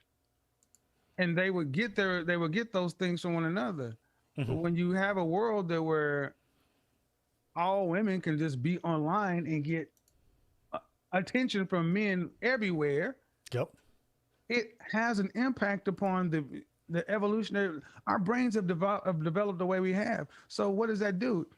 Well, where if you may have gotten your validation, your things from the men in your life, then the men in your family and men around you, it's still very small. But then if you multiply that by a factor of thousands, millions, what does it mean when you get a post and it has 1 million likes on it? But when I talk to these very same Instagram models and beautiful women offline, and I don't want to say some of the names, but multiple millions of subscribers and followers. Yeah. And guess what? Their breath stinks. They go to the bathroom, it stinks, and they're still having the same issues that we all are having. We are disconnected and distrusted, and we distrust each other. I mean, it's a culture, everything, because you have to, especially for us. Think about where we're at now. You have to move in a certain way because every time human beings don't know how to handle all that. No. Well, I mean, what you talked about in regards to that kind of imbalance is a basic tenet of supply and demand. Mm-hmm. Because there's such a supply for women now that they're being online, and there's so much demand from them in terms of like, people really want what they have. Of course, it's hard. I think I read something. It was a really interesting little piece, but it basically said that I'm just gonna read it off. Hopefully, I can pull it up on screen. But it said the Gini coefficient for the Tinder economy is 0.58, which means that it has a higher inequality than 95% of the world's national economies. Meaning, what women can get out of online dating versus men, the inequality is so vast between the two. It's more inequality than most countries' economies. So it just goes to show that these kinds of concepts are affecting us on a grand scale. And when you talk about the effect of us being disconnected from each other, I agree with you 150%. I think sociologists and scientists are going to be studying that and looking into that for a long time. This sector right now, I believe that, matter of fact, I know for a fact that my show is being watched by a lot of people in some very high up places for the data. I've been contacted by some of these places. And the thing is, why would it be there if it's just this negative, toxic, That's what makes the viral video moments. That's what makes the entertainment, but the education, the actual connections. Every day I'm getting at least 10 emails from women saying, like I was out yesterday, a young sister, big hoop earrings, shout out to you, know who you are. Had a blue mask on, earrings stuck inside. She's like, "You changed my life." I'm like, huh? This is what happens more often than not. Black women come up to me, "You changed my life." I got emails from listening to my words come out of another woman's mouth makes me understand how unreasonable I was being to my husband. I am a better wife, a better mother, a better sister. My current and future generations, thank you. I'll put that up against any of my critics and detractors who aren't really coming at this thing from a sense of good faith. Why are most of the people that come at you guys, are they coming at it from a sense of good faith, really wanting to understand, or is really just a matter of something else? I think you can kind of tell the difference. If people have substantive arguments and they're making an effort to explain why they feel the way that they feel, then I think it's easy to try to assimilate what they're trying to say. But I've had the similar experience as you. I've spoken enough times on my channel about the fact that women can be very physically abusive. And the thing about that is that, I said this before, is that they're not necessarily evil people. They just never been told to be accountable for the physical violence that they engage in. Even when I say stuff like, within the relationship or marriages, like, 50% of the violence is initiated by women. That doesn't mean that women are just as effective or just as dangerous as men or nothing like that, but they do initiate a lot. And when I say these things, they get this pushback against me because they're like, how dare you? But I'm like, I'm not saying anything that's unhealthy. I'm just saying don't put your hands on people, and you guys do it a lot. And I've had experiences where women have come up to me and said, you know what, I've actually done some of the stuff that you said, and hearing you talk about it and you showing like video footage of like women doing that has like helped me realize. And I'm like, that's good. You know, we all need that certain level of accountability. I think what the issue is again, I think when it comes to certain behaviors, we allow people to do as they please. So when you come on the scene and you say, hey ladies, this is what you're doing. Well, they've never heard that message, right? Well, when Jordan Peterson comes on the scene and says, clean your room. Well, they've never been told to take accountability for the mess that they're creating. So I think people like the idea of accountability. They just don't necessarily get told they need to take it. They like the idea of accountability for others. Because let's look at the movie Captain Marvel and the parts they cut out of the movie where she actually assaulted a man, stole his motorcycle, and rode away. We can even go to Captain America, where the woman who plays what was her name? His love interest, whatever her name is. Peggy. Yeah. Whatever. He was coming out of the new Vita tube with his new body shirt off, and she said that's the first time I'd seen him without his shirt on. And in the movie, she reaches out and grabs his pack. There's a clip going online right now with millions of views talking about that's the first time I'd seen him with his shirt off. So I just reached out there and just grabbed his boob. And this woman sitting next to another woman who's a devout equality feminist womanist, and all the women are just laughing. I'm like, now wait a minute.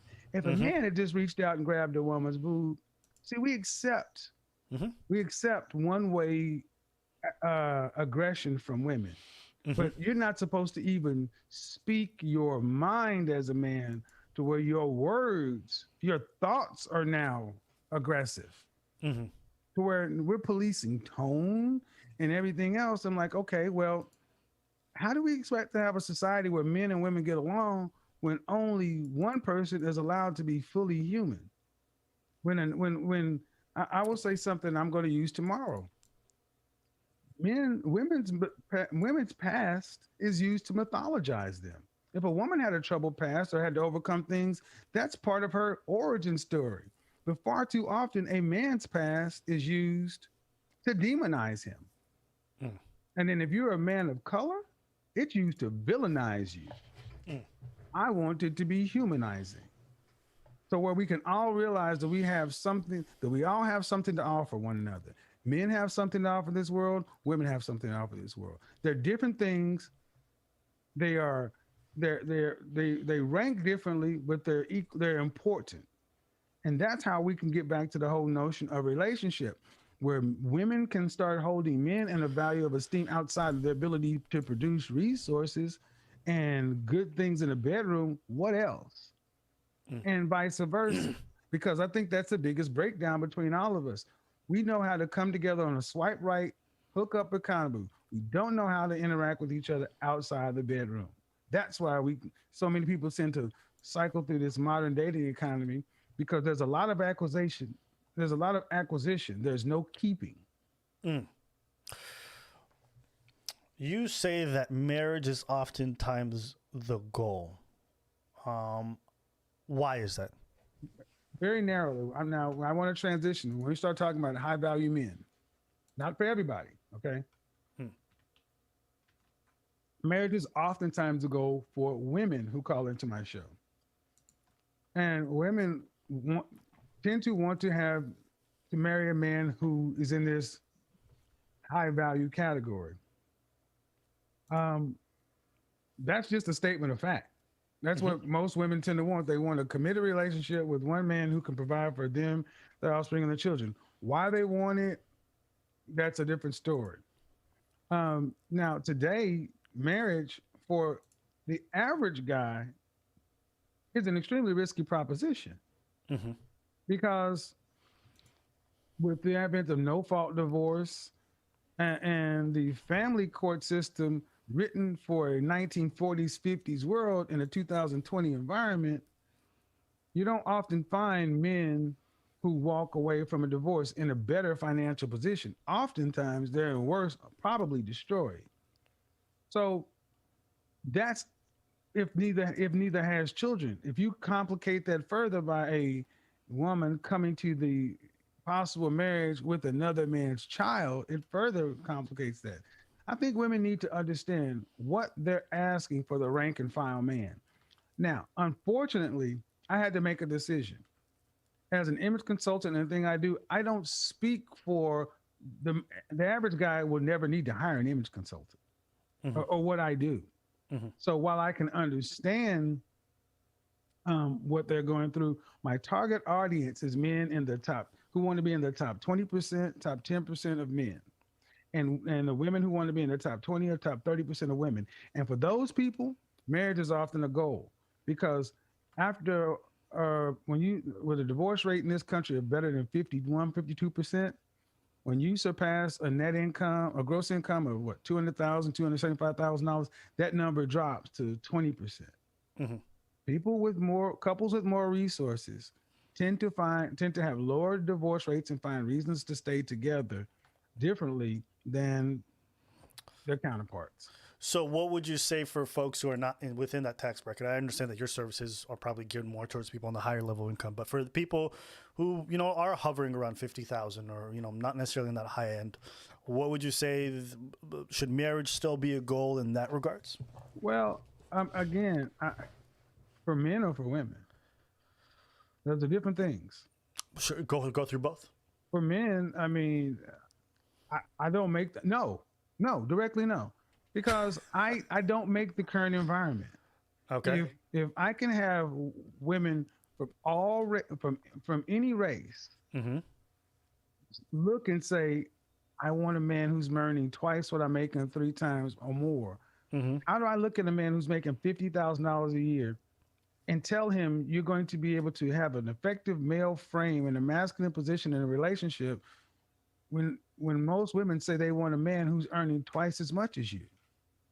No matter how we like to slice it, it comes down to finances and resources because that's the number one reason people state for divorce. Okay? So, no, it's not like it was. Wages are flat and everything else. But for women have still evolved the way they evolved. They're still wanting to have a marriage with one man to produce their child with one man, so they don't have to continue to do this mating and dating dance in their 40s and 50s. I cannot square that circle. I don't have the power. We are in the times we are. So the way if marriage is a goal for a woman, here's the net of it. I am sorry, ladies, but this is going to hurt. The kind and caliber of men you want, earning the kind of money you're talking about, they want something from a woman. They tend to want her to be fit, feminine, friendly, cooperative, submissive, childless. So they are free to want what they want. They had to make themselves that. How old does a man typically need to be to earn the kind of money you're talking about? Men hit their financial stride from 45 to 55. So if you want a man earning these things, and you got to be honest, do you expect it from a 28-year-old guy? How can he do it? Age gap dating, going into the geography of the area where these men are, and then you still got to compete with the women who are around them. And that's what's frustrating for so many folks, because it's like women in this conversation know the outcome they want. The question is, can they get it in a form that they are willing to accept? Because many want that outcome from one man, and then I'm not even gonna go down that other path because that open a whole nother can of worms. Oh yeah, you don't want to talk about concubines and all that good stuff. Hey, see, and I would tell you this: that's not something I do, but I understand. I'm gonna be honest. I'm gonna be serious. Seriously, and for a man, I think you make yourself the best version of yourself, and you decide what kind of life you want to have. But you got to realize that, especially in the West, if you're going to have a position where your potential spouse is not going to be working and making our money, that comes with a different calculus. The traditional male-female gender roles aren't necessarily going to map as nicely and neatly as they did. But here's what I ultimately believe. I ultimately believe that it always comes down to the same thing. One man and one woman can decide to hammer out a deal. My mother did. My mother lived one way her life, and then at 50 years old, she decided to do what she knew arguably was the best outcome. And from that point, she had a husband for the next 20 some odd years. So, and lived a different caliber of life. But that requires settling, making a practical, pragmatic decision, not Disney fantasy love. So, and that's what it used to be. People didn't fall in love 1,000 years ago, 500 years ago. You married for practical reasons. I need this, I need that. I was just having that conversation. I literally, just before we had this conversation today, I feel like this Western concepts and this obsession with love as if it's like the hallmark of what stabilizes a relationship. The amount of people who are still in love with their exes or their, divorced wives or whatever, they're still in love, but they just can't make it work. It's one of the poorest things to base the longevity and the possibility of a relationship working. And I think that's one thing that we have to learn to unadopt, because I think we've romanticized the union of a man and a woman and made it all about love. This amorphous. Can you even define love? I was telling everybody to define love. They can't define it. They say it's commitment, loyalty. The next person says it's a feeling. The next person said, oh, it's a spark. I'm like, I don't know what none of that shit means. How do you want me to base myself on a moving cloud? That's what it feels like. I go for respect. I go for respect more than anything else. And if you ever watch the series Marco Polo on Netflix, take Kublai Khan and take his primary wife. That's pretty much what you're going to have. That's the ideal situation for many high value men and their woman. He's on his purpose and path, and she understands his purpose and path, and they're working together. Because the notion of a productive, competitive, high value, attractive, loyal alpha male type is a female fantasy and notion. Because they go out and slay the dragon, kill the minotaur, bring back all the meat, and they lay it in front of your feet, ladies. And no, it's much more like Robert Baratheon. I'm sorry, it's much more like Robert Baratheon. But then you get into, well, you mean I have to accept infidelity or cheating and such and so forth? I'm like, no, y'all just need to make some rules of engagement up front. Like most people who in that tax bracket, they make rules. And most people, and that's another thing, guy. Most people don't know folks in these upper tax bracket. They don't know that out in these suburbs that this person, they have rules of engagement. No outside babies, no divorce, no children, don't make no outside babies, don't bring no diseases, don't embarrass me in public. So now that's the third rail, if there ever is a third rail. Hey man, that's a big one. You gotta do a whole 2 hours on just that one. Trust me, it's coming, especially with everything that's been going on the last couple of 3-4 days. But the thing is, there used to be a time where women understood the nature of males. And what I'm hearing far often, like I when I did that video with the 3-on-1 debate, the notion of fairness. What that video showed is far too many modern women really do not understand the nature of the very men that they want. They want women like that woman want men to operate like women. And it's like, well, no, men operate like lions. You're a lioness. I can't rewire human evolution and biology.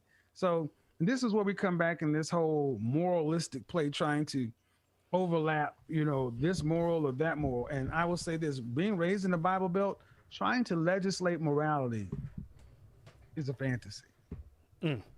Oklahoma, tattooing was illegal until in 2020. So people went down to Texas to get tattoos. Beer, you could only get 3.2 alcohol. So people, when they wanted real beer, had to drive to Texas. All it did was it made Texas a lot of money. People are going, when you leave people alone, as they showed in the Netherlands, people sort ourselves nicely. When people are left alone, men tend to sort themselves into science, engineering, technology, and math, some of the more dangerous, careers like that. Women tend to sort themselves into the sciences, nursing, I don't want to say social work, but things that are much more community related. But what we want is, proponents want these women over here, you paid with these men over here. I'm sorry, these jobs over here have more usefulness to society. I did a broadcast about, with one woman talking about if we Thanos snapped the world, about survival. And I looked Bear Grylls Island #2, season 2. And I basically showed that, far too many women don't really understand how the world is laid out. You don't understand the infrastructure, the roads, the power system, the grids, the water, the fire. Saying I don't need a man is a nice notion, but if there's a bump at your door, the first thing you're gonna do is call 911, hoping a man shows up. Yeah. I mean, I've always vehemently rejected the notion that I don't need a man. I always thought like, who do you think built everything around you? And the same token, like, we need each other. And I think kind of accepting that kind of like arrogance of I don't need anybody, we don't need each other. It's just it's divisive and it's untrue throughout human history. I had some really great clips from old stuff that you did that I thought was really interesting points that I'd like to hear you expand on. I don't know if you could tune into the live stream, but I actually play it for everyone else to be able to hear as well. Let me see. And I'll just play them for the live stream real quick. So just let me know when you're good. But yeah, basically these are clips that you did while you were talking to men, and men voiced some things to you, and you had a rebuttal that I thought was really interesting. But it cut. Sorry, was that? Hold on. Yeah, not an issue. And I thought when you had this discussion, it was a great insight into. I want to say this. It was a great insight into things that I think men need to hear, but don't often get talked about, especially not in the manosphere per se. So just let me know when you're good, and I'll play it. Okay, so here's the clip right here. What about those of us that require diversity? I found marriage and one woman to be incredibly boring. I might remarry when in older, but I'm only 32. There you go. You're 32. What's going to happen when you're 50? How much pussy do you need, man? But I tell you what, it'll get old real quick. 34 is probably already getting pretty damn old. Because it sounds like you've never had a loving relationship with a woman. You never had a woman rub your head and tell you it's going to be all right. And you never had a woman. See, guys who never had a woman's love, you're missing a lot. Even the crazy stuff they want to say in these spaces, FBI women, beautiful women who are feminine and inspirational, provide a hell of a lot more than just vagina. Bam, that was a great clip. I'll let you finish if you haven't finished it. Sorry, go ahead.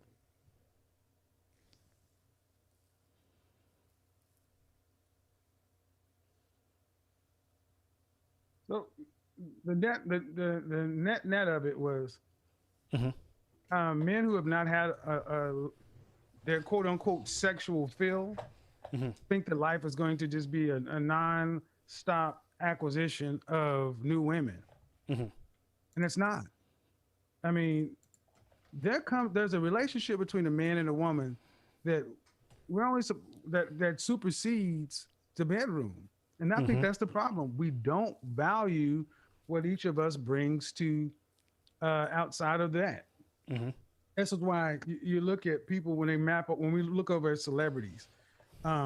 If having all these multiple millions and billions, this meant you could have concubines or whatever, why don't they have them? Because most people don't want that.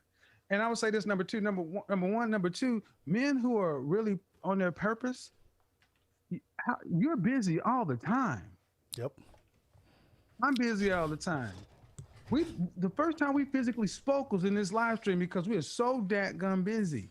Yep. Map that over to when you have, 5 years from now and your business has evolved. You don't have time to be managing all these new relationships just for what? An orgasmic release? Nah. That's an interesting thing, because there's a misconception that because I do this YouTube stuff and because I have more access, therefore I'm indulging. But it's exactly the opposite. It was before I was involved in my purpose and in my work on a full-time basis that I was actually wasting my time looking left, right, center. And it's today that I actually am, as sexually inactive as humanly possible. And people can say, how can that be? You have all this abundance. I'm like, well, to do that would mean I would take away from the things that really matter to me, to be able to provide for my friends and family, to work full time and grow this business, to be able to make sure that I meet my obligations to my business partner. There are things that I value far more than, like what you said, the orgasmic release. And so when I talk about settling down, I just don't talk about it as like, oh, I want a family, I want this. It's also a matter of like, I can't afford to be out here in these streets. Because to be out here in these streets is not only a risk to my business, but it's also a risk to my mental well-being. To lose my purpose in life would cost me far too much. And it's very, very difficult to be a player and to be a hyper successful businessman.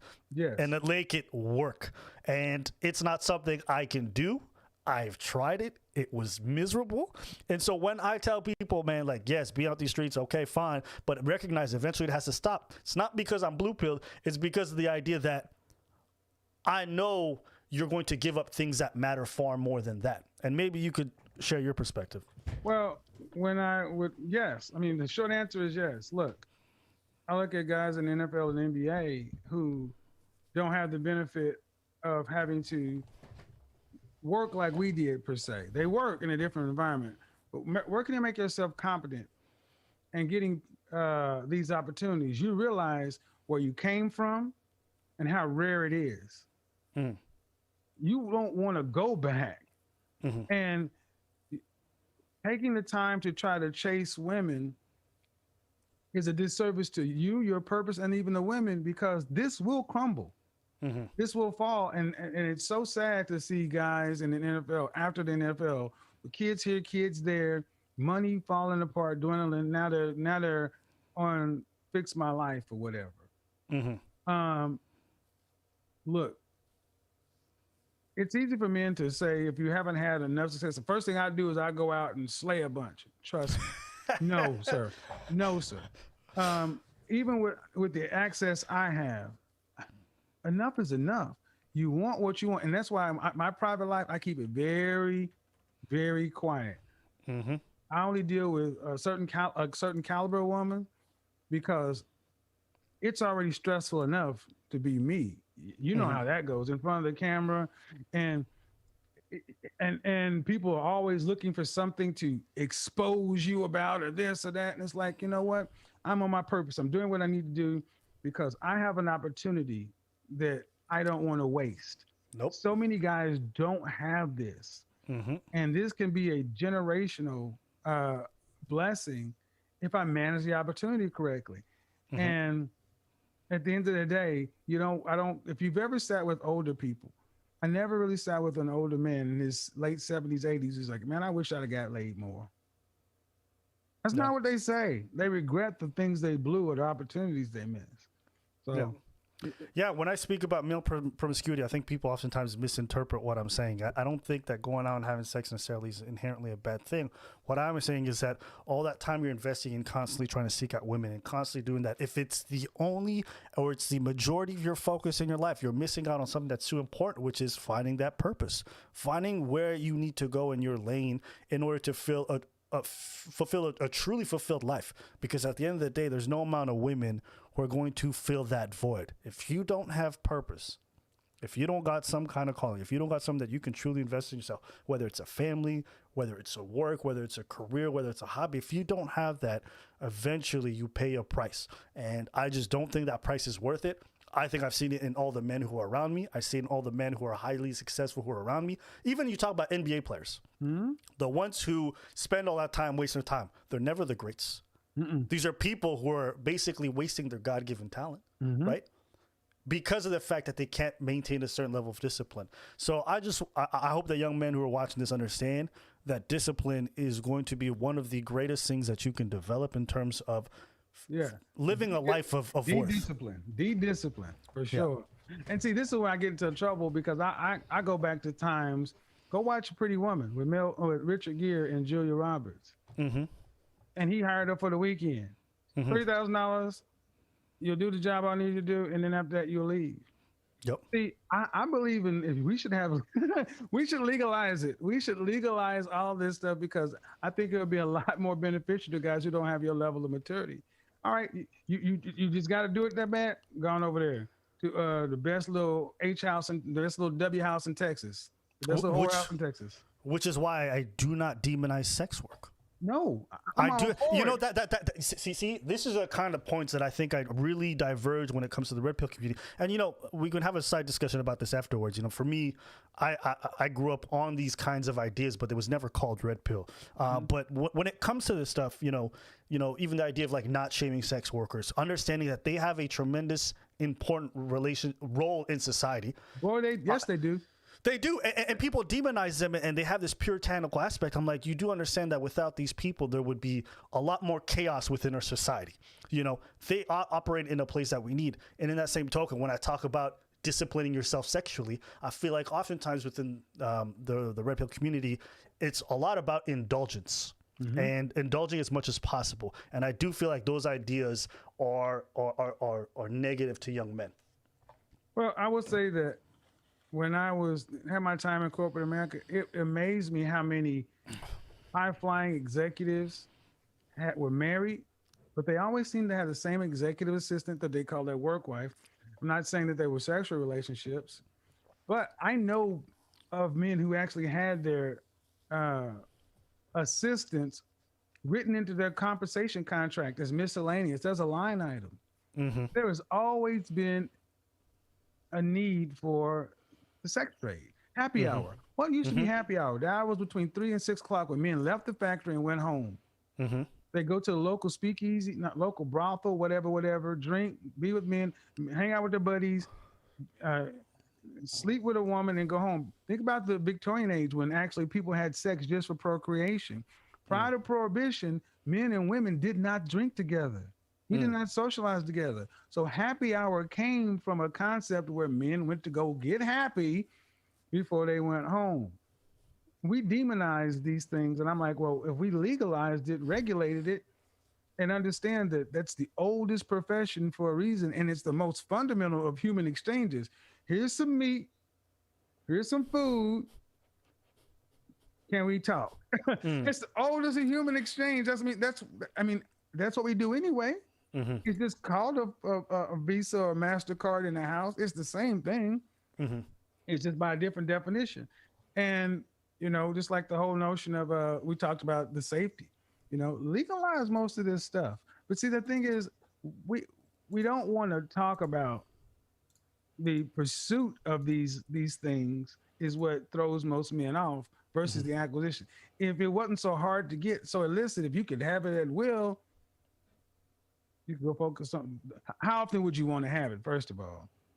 So, and that's not going to be readily accepted. Many people have said, "Oh, you crazy and you simping and whatever." And I don't call it what you want to. I call it effective. That's it. I think for me, I just prioritize different things in life. I think there are higher things to strive for. It's not about pleasing women or making women feel. It's nothing to do with that. Although you should, obviously respect the other sex. I think it's more so a matter of like, do you not want to do more in life than just see how many people you can accumulate on your belt? When you have, this is one thing I really believe, and I've had conversations with a lot of people who have high body counts, and it's just like, after a certain point, it's all a blur. It's just, it's another number. And you don't look back on it and go, man, I did that. You look back and I'm like, I don't remember some people. I've never admitted this to somebody. It's embarrassing, man. You're like, you start to feel like, oh my God. Okay, and you know what? People are going to hear this and they're going to think, oh my God, they're just bragging. But I had this conversation briefly and I said, there's a certain level of shame that I feel. And it's not to tell you guys you should feel shame by, it's not that. It's just the idea I can't remember certain people. Or just the idea that like I'll recognize You had her too? Yeah.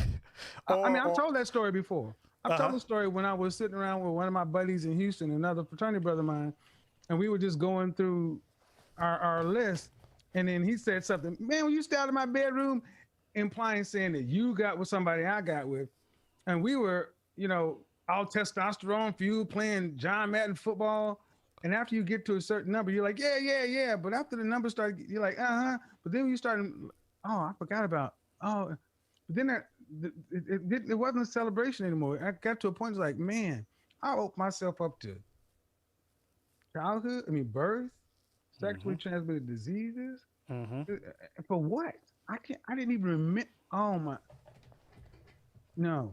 So, and like you said, some people will think you're bragging, but I don't think it's anything to brag about, because I think about all the time associated with that.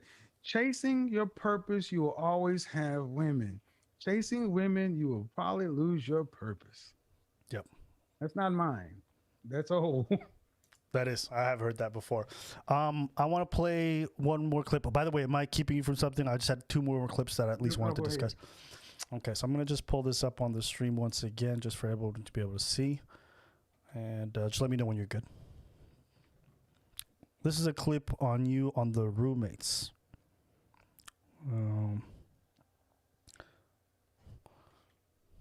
I'll be right back. I'm Yep, listening though. I'm listening. Okay. The weight is doing a lot, man. I can't say in the black community the weight is doing a lot, because when 4 out of 5 of our sisters are overweight and no one can tell you nothing, I don't know who can get through to them. We have to start having women be honest with each other. Because when you're raised in our culture, mom leaves the house. So they may hear it from me, but until women start actually having, let's just use it, thoughtful, respectful conversations about, hey, we need to probably do this for our own health, for men or whatever, because men don't care why you do it. We just want it there. All right.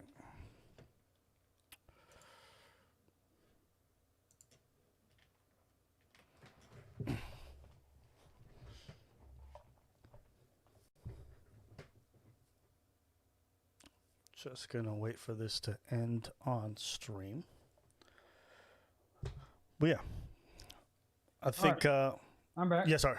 Yeah. So did you hear it was about the weight and then.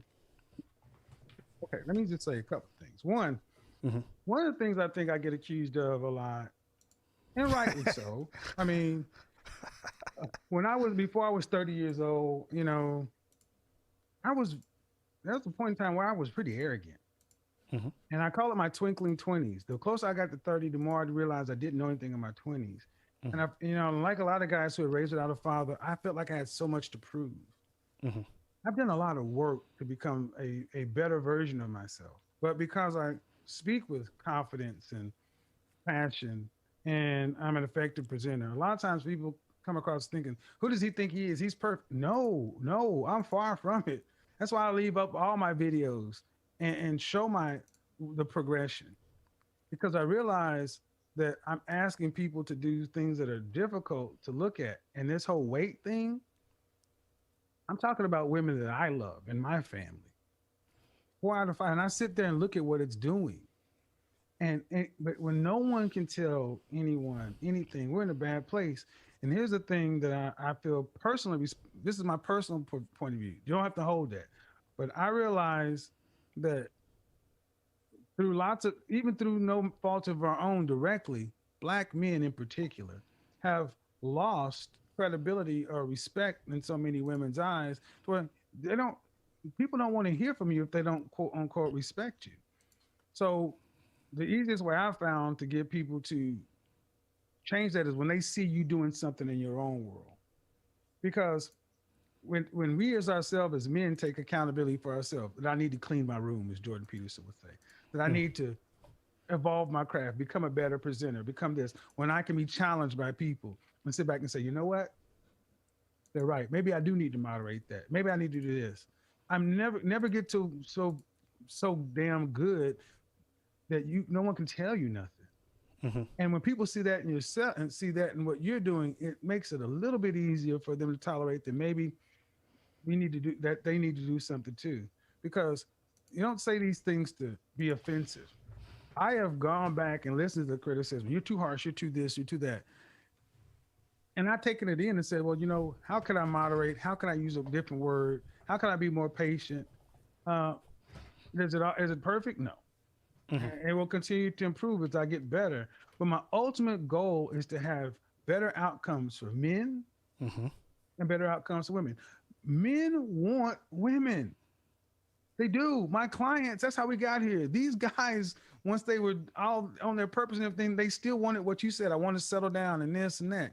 And what I want them to have is the kind and caliber of woman that they want in their lives, and conversely. So if you can't give the opposite sex what it is they want or need, we'll just avoid one another. And what does that get us? It doesn't get us the outcomes we want. So more than anything else, there's a certain amount of entertainment that goes on YouTube, but it's always why. Why are we doing it? The why is important for me. The why is to start a conversation to get us towards better outcomes. You know, the path may not be charted. We may disagree on the overall tone of this and that, but if we can agree on the destination, then we got something to talk about.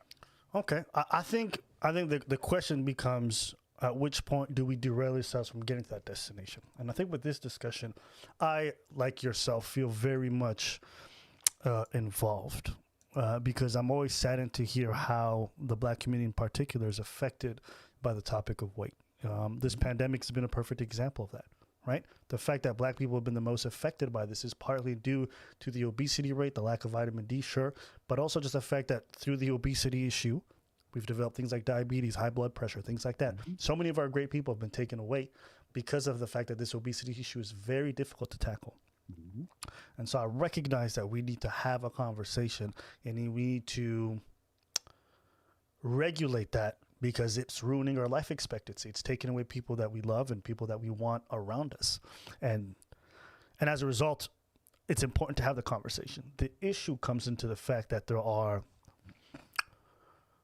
historical and societal aspects to this conversation that have to be taken into consideration and have to, in my opinion, also play a part in how we approach it. Because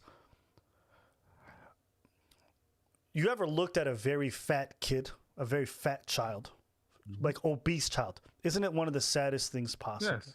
Because a parent has put them in that position. Yep. And right, and with the genetics that they develop, you know, if you are an obese child, the likelihood of you not being obese when you're an adult is extremely slim to none. And there's a legacy that we inherit from the generations before us, especially within the Black community, in regards to diet, in regards to, you know, if you live in low-income areas, food deserts, in regards to, you know, just body composition. It's so difficult. It's so difficult to undo that. And I think when we have this conversation and we just say stuff like, hey, you just need to lose weight, there's so much more to it than that. There's so many more other implications. Yes, on the individual, you need to take that responsibility. But I think we sometimes engage in this conversation and then we look at other groups as counterparts like, well, see, they're able to do it. But I think our road is very different and it's very difficult. And I wonder, when you're engaging these conversations with these women and you're saying you are obese, right? I just, sometimes, this is just my thought process, I'm like, damn, that must be, how do I articulate this? It must be difficult to unpack everything. I think that's what I'm getting at. Well, let me tell you this. When I engage with female influencers who are targeting women, on my show, women have come in and said, I've had to back away from the subject of fitness and weight because they're not hearing it from me either. So there's a college here in Atlanta, Spelman University, all female. They scrapped all their athletics and took that money and invested it in collegiate health because they realized so many of their incoming freshman women were suffering from obesity. So we get to a point to where everything you said was true, the historical factors, the cultural factors, but there's also just the pragmatic factor. We have to stop being so accepting of it. Talking about fat shaming, body shaming. This body positivity, at what point does it become unhealthy? Where when we are sitting back saying, you can't judge, you can't this, there are no standards, we accept everything. All right, but who does that hurt? If we accept everything, that means where's accountability for the individual? Because they know they know. And here's the thing: what does it also do for the men? I'm sorry, but ladies, I've said this before: men don't typically want women that weigh more than they do at their height. So, what becomes the balance? Somebody's going to have to accept something. And we have tried it the other way for too long. How about when women start accepting the fact that for however we got here, we're here.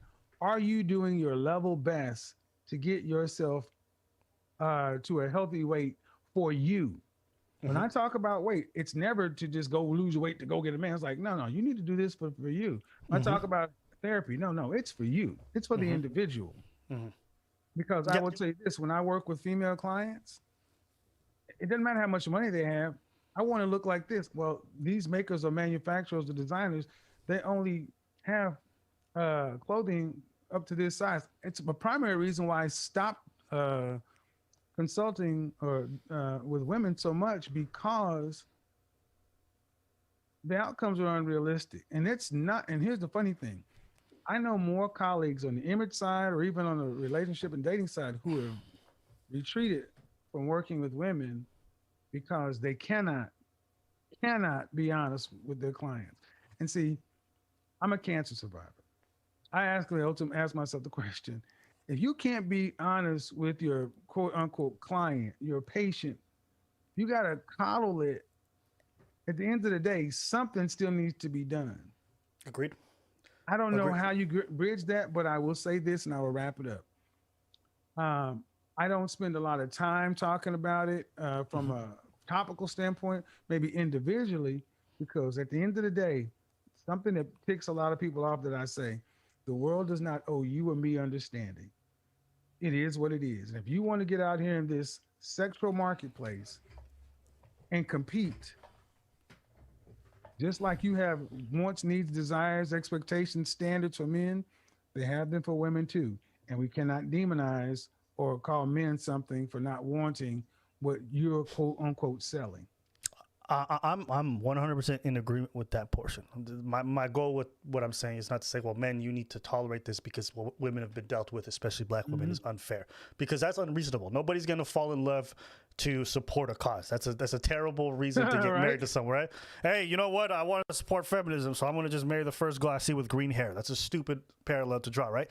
However, I do think we as a group do have to be more mindful of how we engage these discussions, because when we just make it like, I agree with the whole premise that we can't jump into the fat acceptance thing. I've raged against that because I think it's stupid to be like, this is a perfectly acceptable thing. Meanwhile, the person is at far higher odds of like suffering from diabetes, this and that. Like, we shouldn't encourage that. It's killing people in our communities. At the same time, the way we engage in the dialogue in the opposite end isn't healthy either. Like, statistically speaking, from all scientific studies that I've seen, the idea of shame and the idea of just yelling at people doesn't necessarily push them to rectify whatever weight issue they have. So if we're just talking about being results oriented, I do think that we have to approach the discussion in a more nuanced fashion. I agree that what they're trying to do doesn't work, but we can't just go in the opposite direction thinking it's going to fix things. The same way, whether you go lean politically left one time, you can't just go all the way right to fix things. There has to be room for, one, telling the truth, but also understanding we have to be patient, and we have to have this conversation in an intelligent manner, because the underlying factors for why we are where we are so complex. We as a group, I just feel like we deal with something so specific and unique. We can't just take their solutions and think it's going to work for us. And this is where I start to disagree, and I'll tell you why. One, I will often tell women that men will go down in looks to go up in cooperation. So it's about choices and trade-offs. You got to pick struggles as people. You can't have 18 struggles. A man, you got to pick your struggles. Ladies, you got to pick your struggles too, because I can listen to everything you just said, but then I go back and I say this: go to your family album and show me the women that were 300 pounds in your family album prior to 1950. Go to Soul Train in the 1970s. That's what we're supposed to look like. I used to be a Group X instructor, and I used to cycle heavily before I broke this ankle. Go to the gym. It's not a matter of knowledge. We know what's going on, but I don't want to sweat my hair out. I don't want to do this. I don't want to lift weights. I don't want to get no. Put your weight from the table, eat a better diet, and exercise. You got to do something.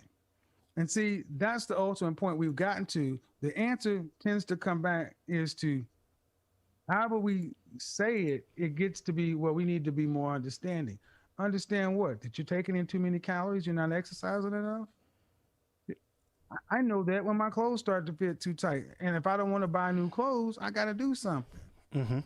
And I hear this thing about the statistics and this, but human beings don't vary that broadly. We have cultural differences, but we don't vary that broadly. So What are we ultimately saying? And here's the sad part, and this is my personal opinion, nothing backing scientific up. When you give ample wiggle room, women more so than men, in my opinion, just my opinion, will wiggle through that confirmation bias. If you just say, well, not all right, but what are you doing? Because if you're 25 years old and 190 pounds at 5'4", you don't have time to be slowing down and to coax you into it. If your outcome is you want to have a husband and have children and all those kind of things, well, you are diminishing your chances by just your sheer weight alone. And we don't want to say that, but it is true. Yep. And so at what point do we say, well, these reasons, or do we say, hey, you need to do something different and it's up to you to do it? I think I'm advocating for both. I'm advocating that we tell people to accept responsibility, because at the end of the day, it doesn't matter how many societal things. The only person that can lose the weight is you. Yeah. What I am saying is, what are we telling parents who are raising these obese children? What are we saying on a societal level in regards to these dietary things or some of these traditional black foods, for example, that we may eat that are increasing this? What are we doing? I liked a lot of initiatives that I saw in regards to creating gardens, community gardens within the inner city that gave people access to, because, the concept of food deserts, the inaccessibility to healthy foods, but then you could have, fast food joints on every corner. That's a real reality in a lot of inner city spots. So I just think expanding that conversation to include that will help people to understand what choices they need to make. Because while you and I understand, yes, it's less calories, people don't know the difference between healthy carbs and unhealthy carbs, complex or nothing like that. And that's the thing. That's where I push back, because I assume that most people are intelligent. That's generous. I think, but I give them the benefit of that they should be. When I hear, especially in our community, when black women say we're the most educated, okay, then you should know this, because I know it. You're the most educated. But we know that's not true. Well, we know that's not true. But if you're gonna say it, to put some jewels in your crown, I'm gonna say it to knock that crown off your head. Look, understand what I meant with that. Don't cut that up. But here's the thing, honestly. Yeah. We it's like inner cities, but I'm looking at the broad swath of America. Honestly, I think women need to have this conversation with women and hold each other accountable, because men saying it can be minimized. But when women start holding each other accountable, when mothers start holding mothers, and when your sister tells you, what do you feed my nephew? Versus coming from men, it needs to, women have I think, especially in our community, it is easier for women to have conversations with women and hold each other accountable. Of course, because coming from you, it sounds like misogyny. Well, and that's crazy, but I'll take it, because that's what it is. But see, Big Mama, we used to be able to have these conversations when we had Big Mama, but after 2003, 2005, when the Big Mamas were finally kind of gone, that's when it's wide open. Yes, food deserts exist, but they've always existed. Yes, all these things exist, but why are we where we are? Because I can't judge her, you can't judge me, only God can judge me. And it's just like, all right, well, at some point, is it working for you? Because if it's not getting you kind of outcomes you want, and then trying to increase your sexual marketplace value with your degrees, your money, your resources, things that men don't want, that's what tends to happen. When I say men want women who are fit, feminine, and friendly, and women get upset saying, well, you need to value, like Tommy Lauren was talking about. No, men are who they are. They want cheese pizza. You trying to tell them they should want this? They want cheese pizza. Simple. Yeah, I definitely agree with that. So I got to run here not too long, but I think what I ultimately say is men are held accountable. We are held accountable, and I think that women who may have a problem with what I'm saying or how I'm saying it, okay, but who is holding you accountable for the outcomes you want from your life? Who can? And are you getting them? Because that is up to you as a human being. For you to get the outcomes you want, You got to hold yourself accountable. Now, if you could do that in college to get your bachelor's, to get your master's, to get your PhD, to get this career, job, home, whatever. Well, what about the level of seriousness and focus on the man and the family you're saying?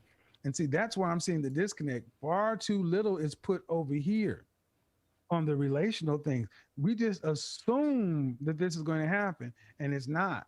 And this is where the frustration is leading to, and the disconnect between men and women, because the things that I'm saying is just what men have been saying for the longest in the barbershops, on the basketball courts, but it sounds new to women. And that just shows, full round robin, that so many modern women do not know who modern men are. We have to learn them. They are just now starting to learn us.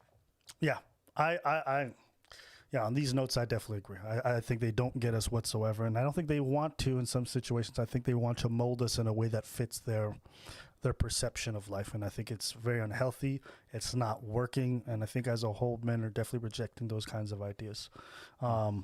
So on that point, I agree, and I think this is pretty much a good point, I think, to wrap up the conversation. I'm just wondering if there's anything that you would like to add as a closing point, because it's been a good discussion thus far. Yeah, I think these things are important, because if you're going to sit up and put your opinion out, you should expect it to be challenged. I have no problem with it, but we need to get to the point where we're challenging the opinions, the ideas, not bypassing all that and saying, who are you? Who hurt you? Who are you to say these things? What makes... No. 2 + 2 is 4. Al Roker is on the Today Show to talk about the weather. We don't have to go all around the world to say, why should Al Roker be talking about the weather? Who is Al Roker, man? Look, because what that is deflection. And when I look at the deflection that so much of this stuff is, it's to do what? To keep the status quo. And I say this to ladies and to gentlemen. Who benefits? Cui bono. Who benefits from this gender war? Men and women being at odds with one another. Who benefits from you paying a rent over here and him paying a rent over here? And we're perpetually in this singles dating economy to where no world has ever seen what a bunch of 50-plus-year-old unmarried people look like. But in Korea and Japan, they're starting to see what it looks like with not having replacement rates for their birth population. Was in Kotokoshi where people are starting to die and being found in their places. Look, we are going to have to learn how to work together. So I look at this pandemic as an actual opportunity for a global reset to say, men and women, we do have value for one another. We have forgotten it. We have overlooked it. We have minimized it. But the people that are come out on the other side are the people who are going to understand that I'm imperfect, he's imperfect. And at the end of the day, it just takes me as a woman sitting with this guy as a man and hammering out a deal. All you got to do is make a deal with one guy and go on off into the sunset. I fix the problems of the world one-to-one. And I think when more people start to hammer out those deals, whatever those deals look like, that's when you start seeing more people in neighborhoods and more people starting to know their neighbors and more people starting to be more connected. People start to be more connected versus less connected, less alone, less isolated. So that's where my goal is. So I think this is good. I like stuff like this. I like the way it can be challenged. It should be challenged. I agree. And I think that's why I want to bring you up, because I feel like there's not too many opportunities for you to necessarily do that. And I think people seeing that your ideas are robust, I think makes them change their minds about certain things and makes them realize, like, hey, maybe I need to do some self-assessing. So if I can bounce anything off of you in the future, if you need that, just hit me up. I'm more than happy to do that. I appreciate it, my friend. Yeah, this was really civil, even though we disagreed pretty strongly on certain points.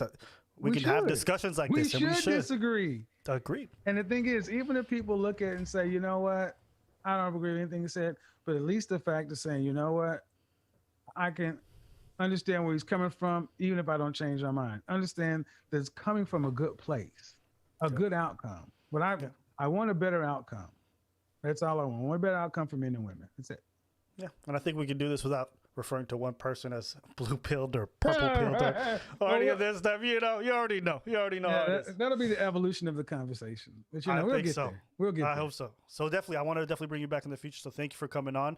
If anybody wants to find Kevin Samuels, you guys can find any of his ads in the description below. Just search him up on YouTube as well. But if you go to the description of this video, which I'll be leaving public for quite some time, you'll be able to find all that information on him. And then we're going to probably in the future make an appearance on his channel to have a long form discussion. So go subscribe, go hear what he has to say.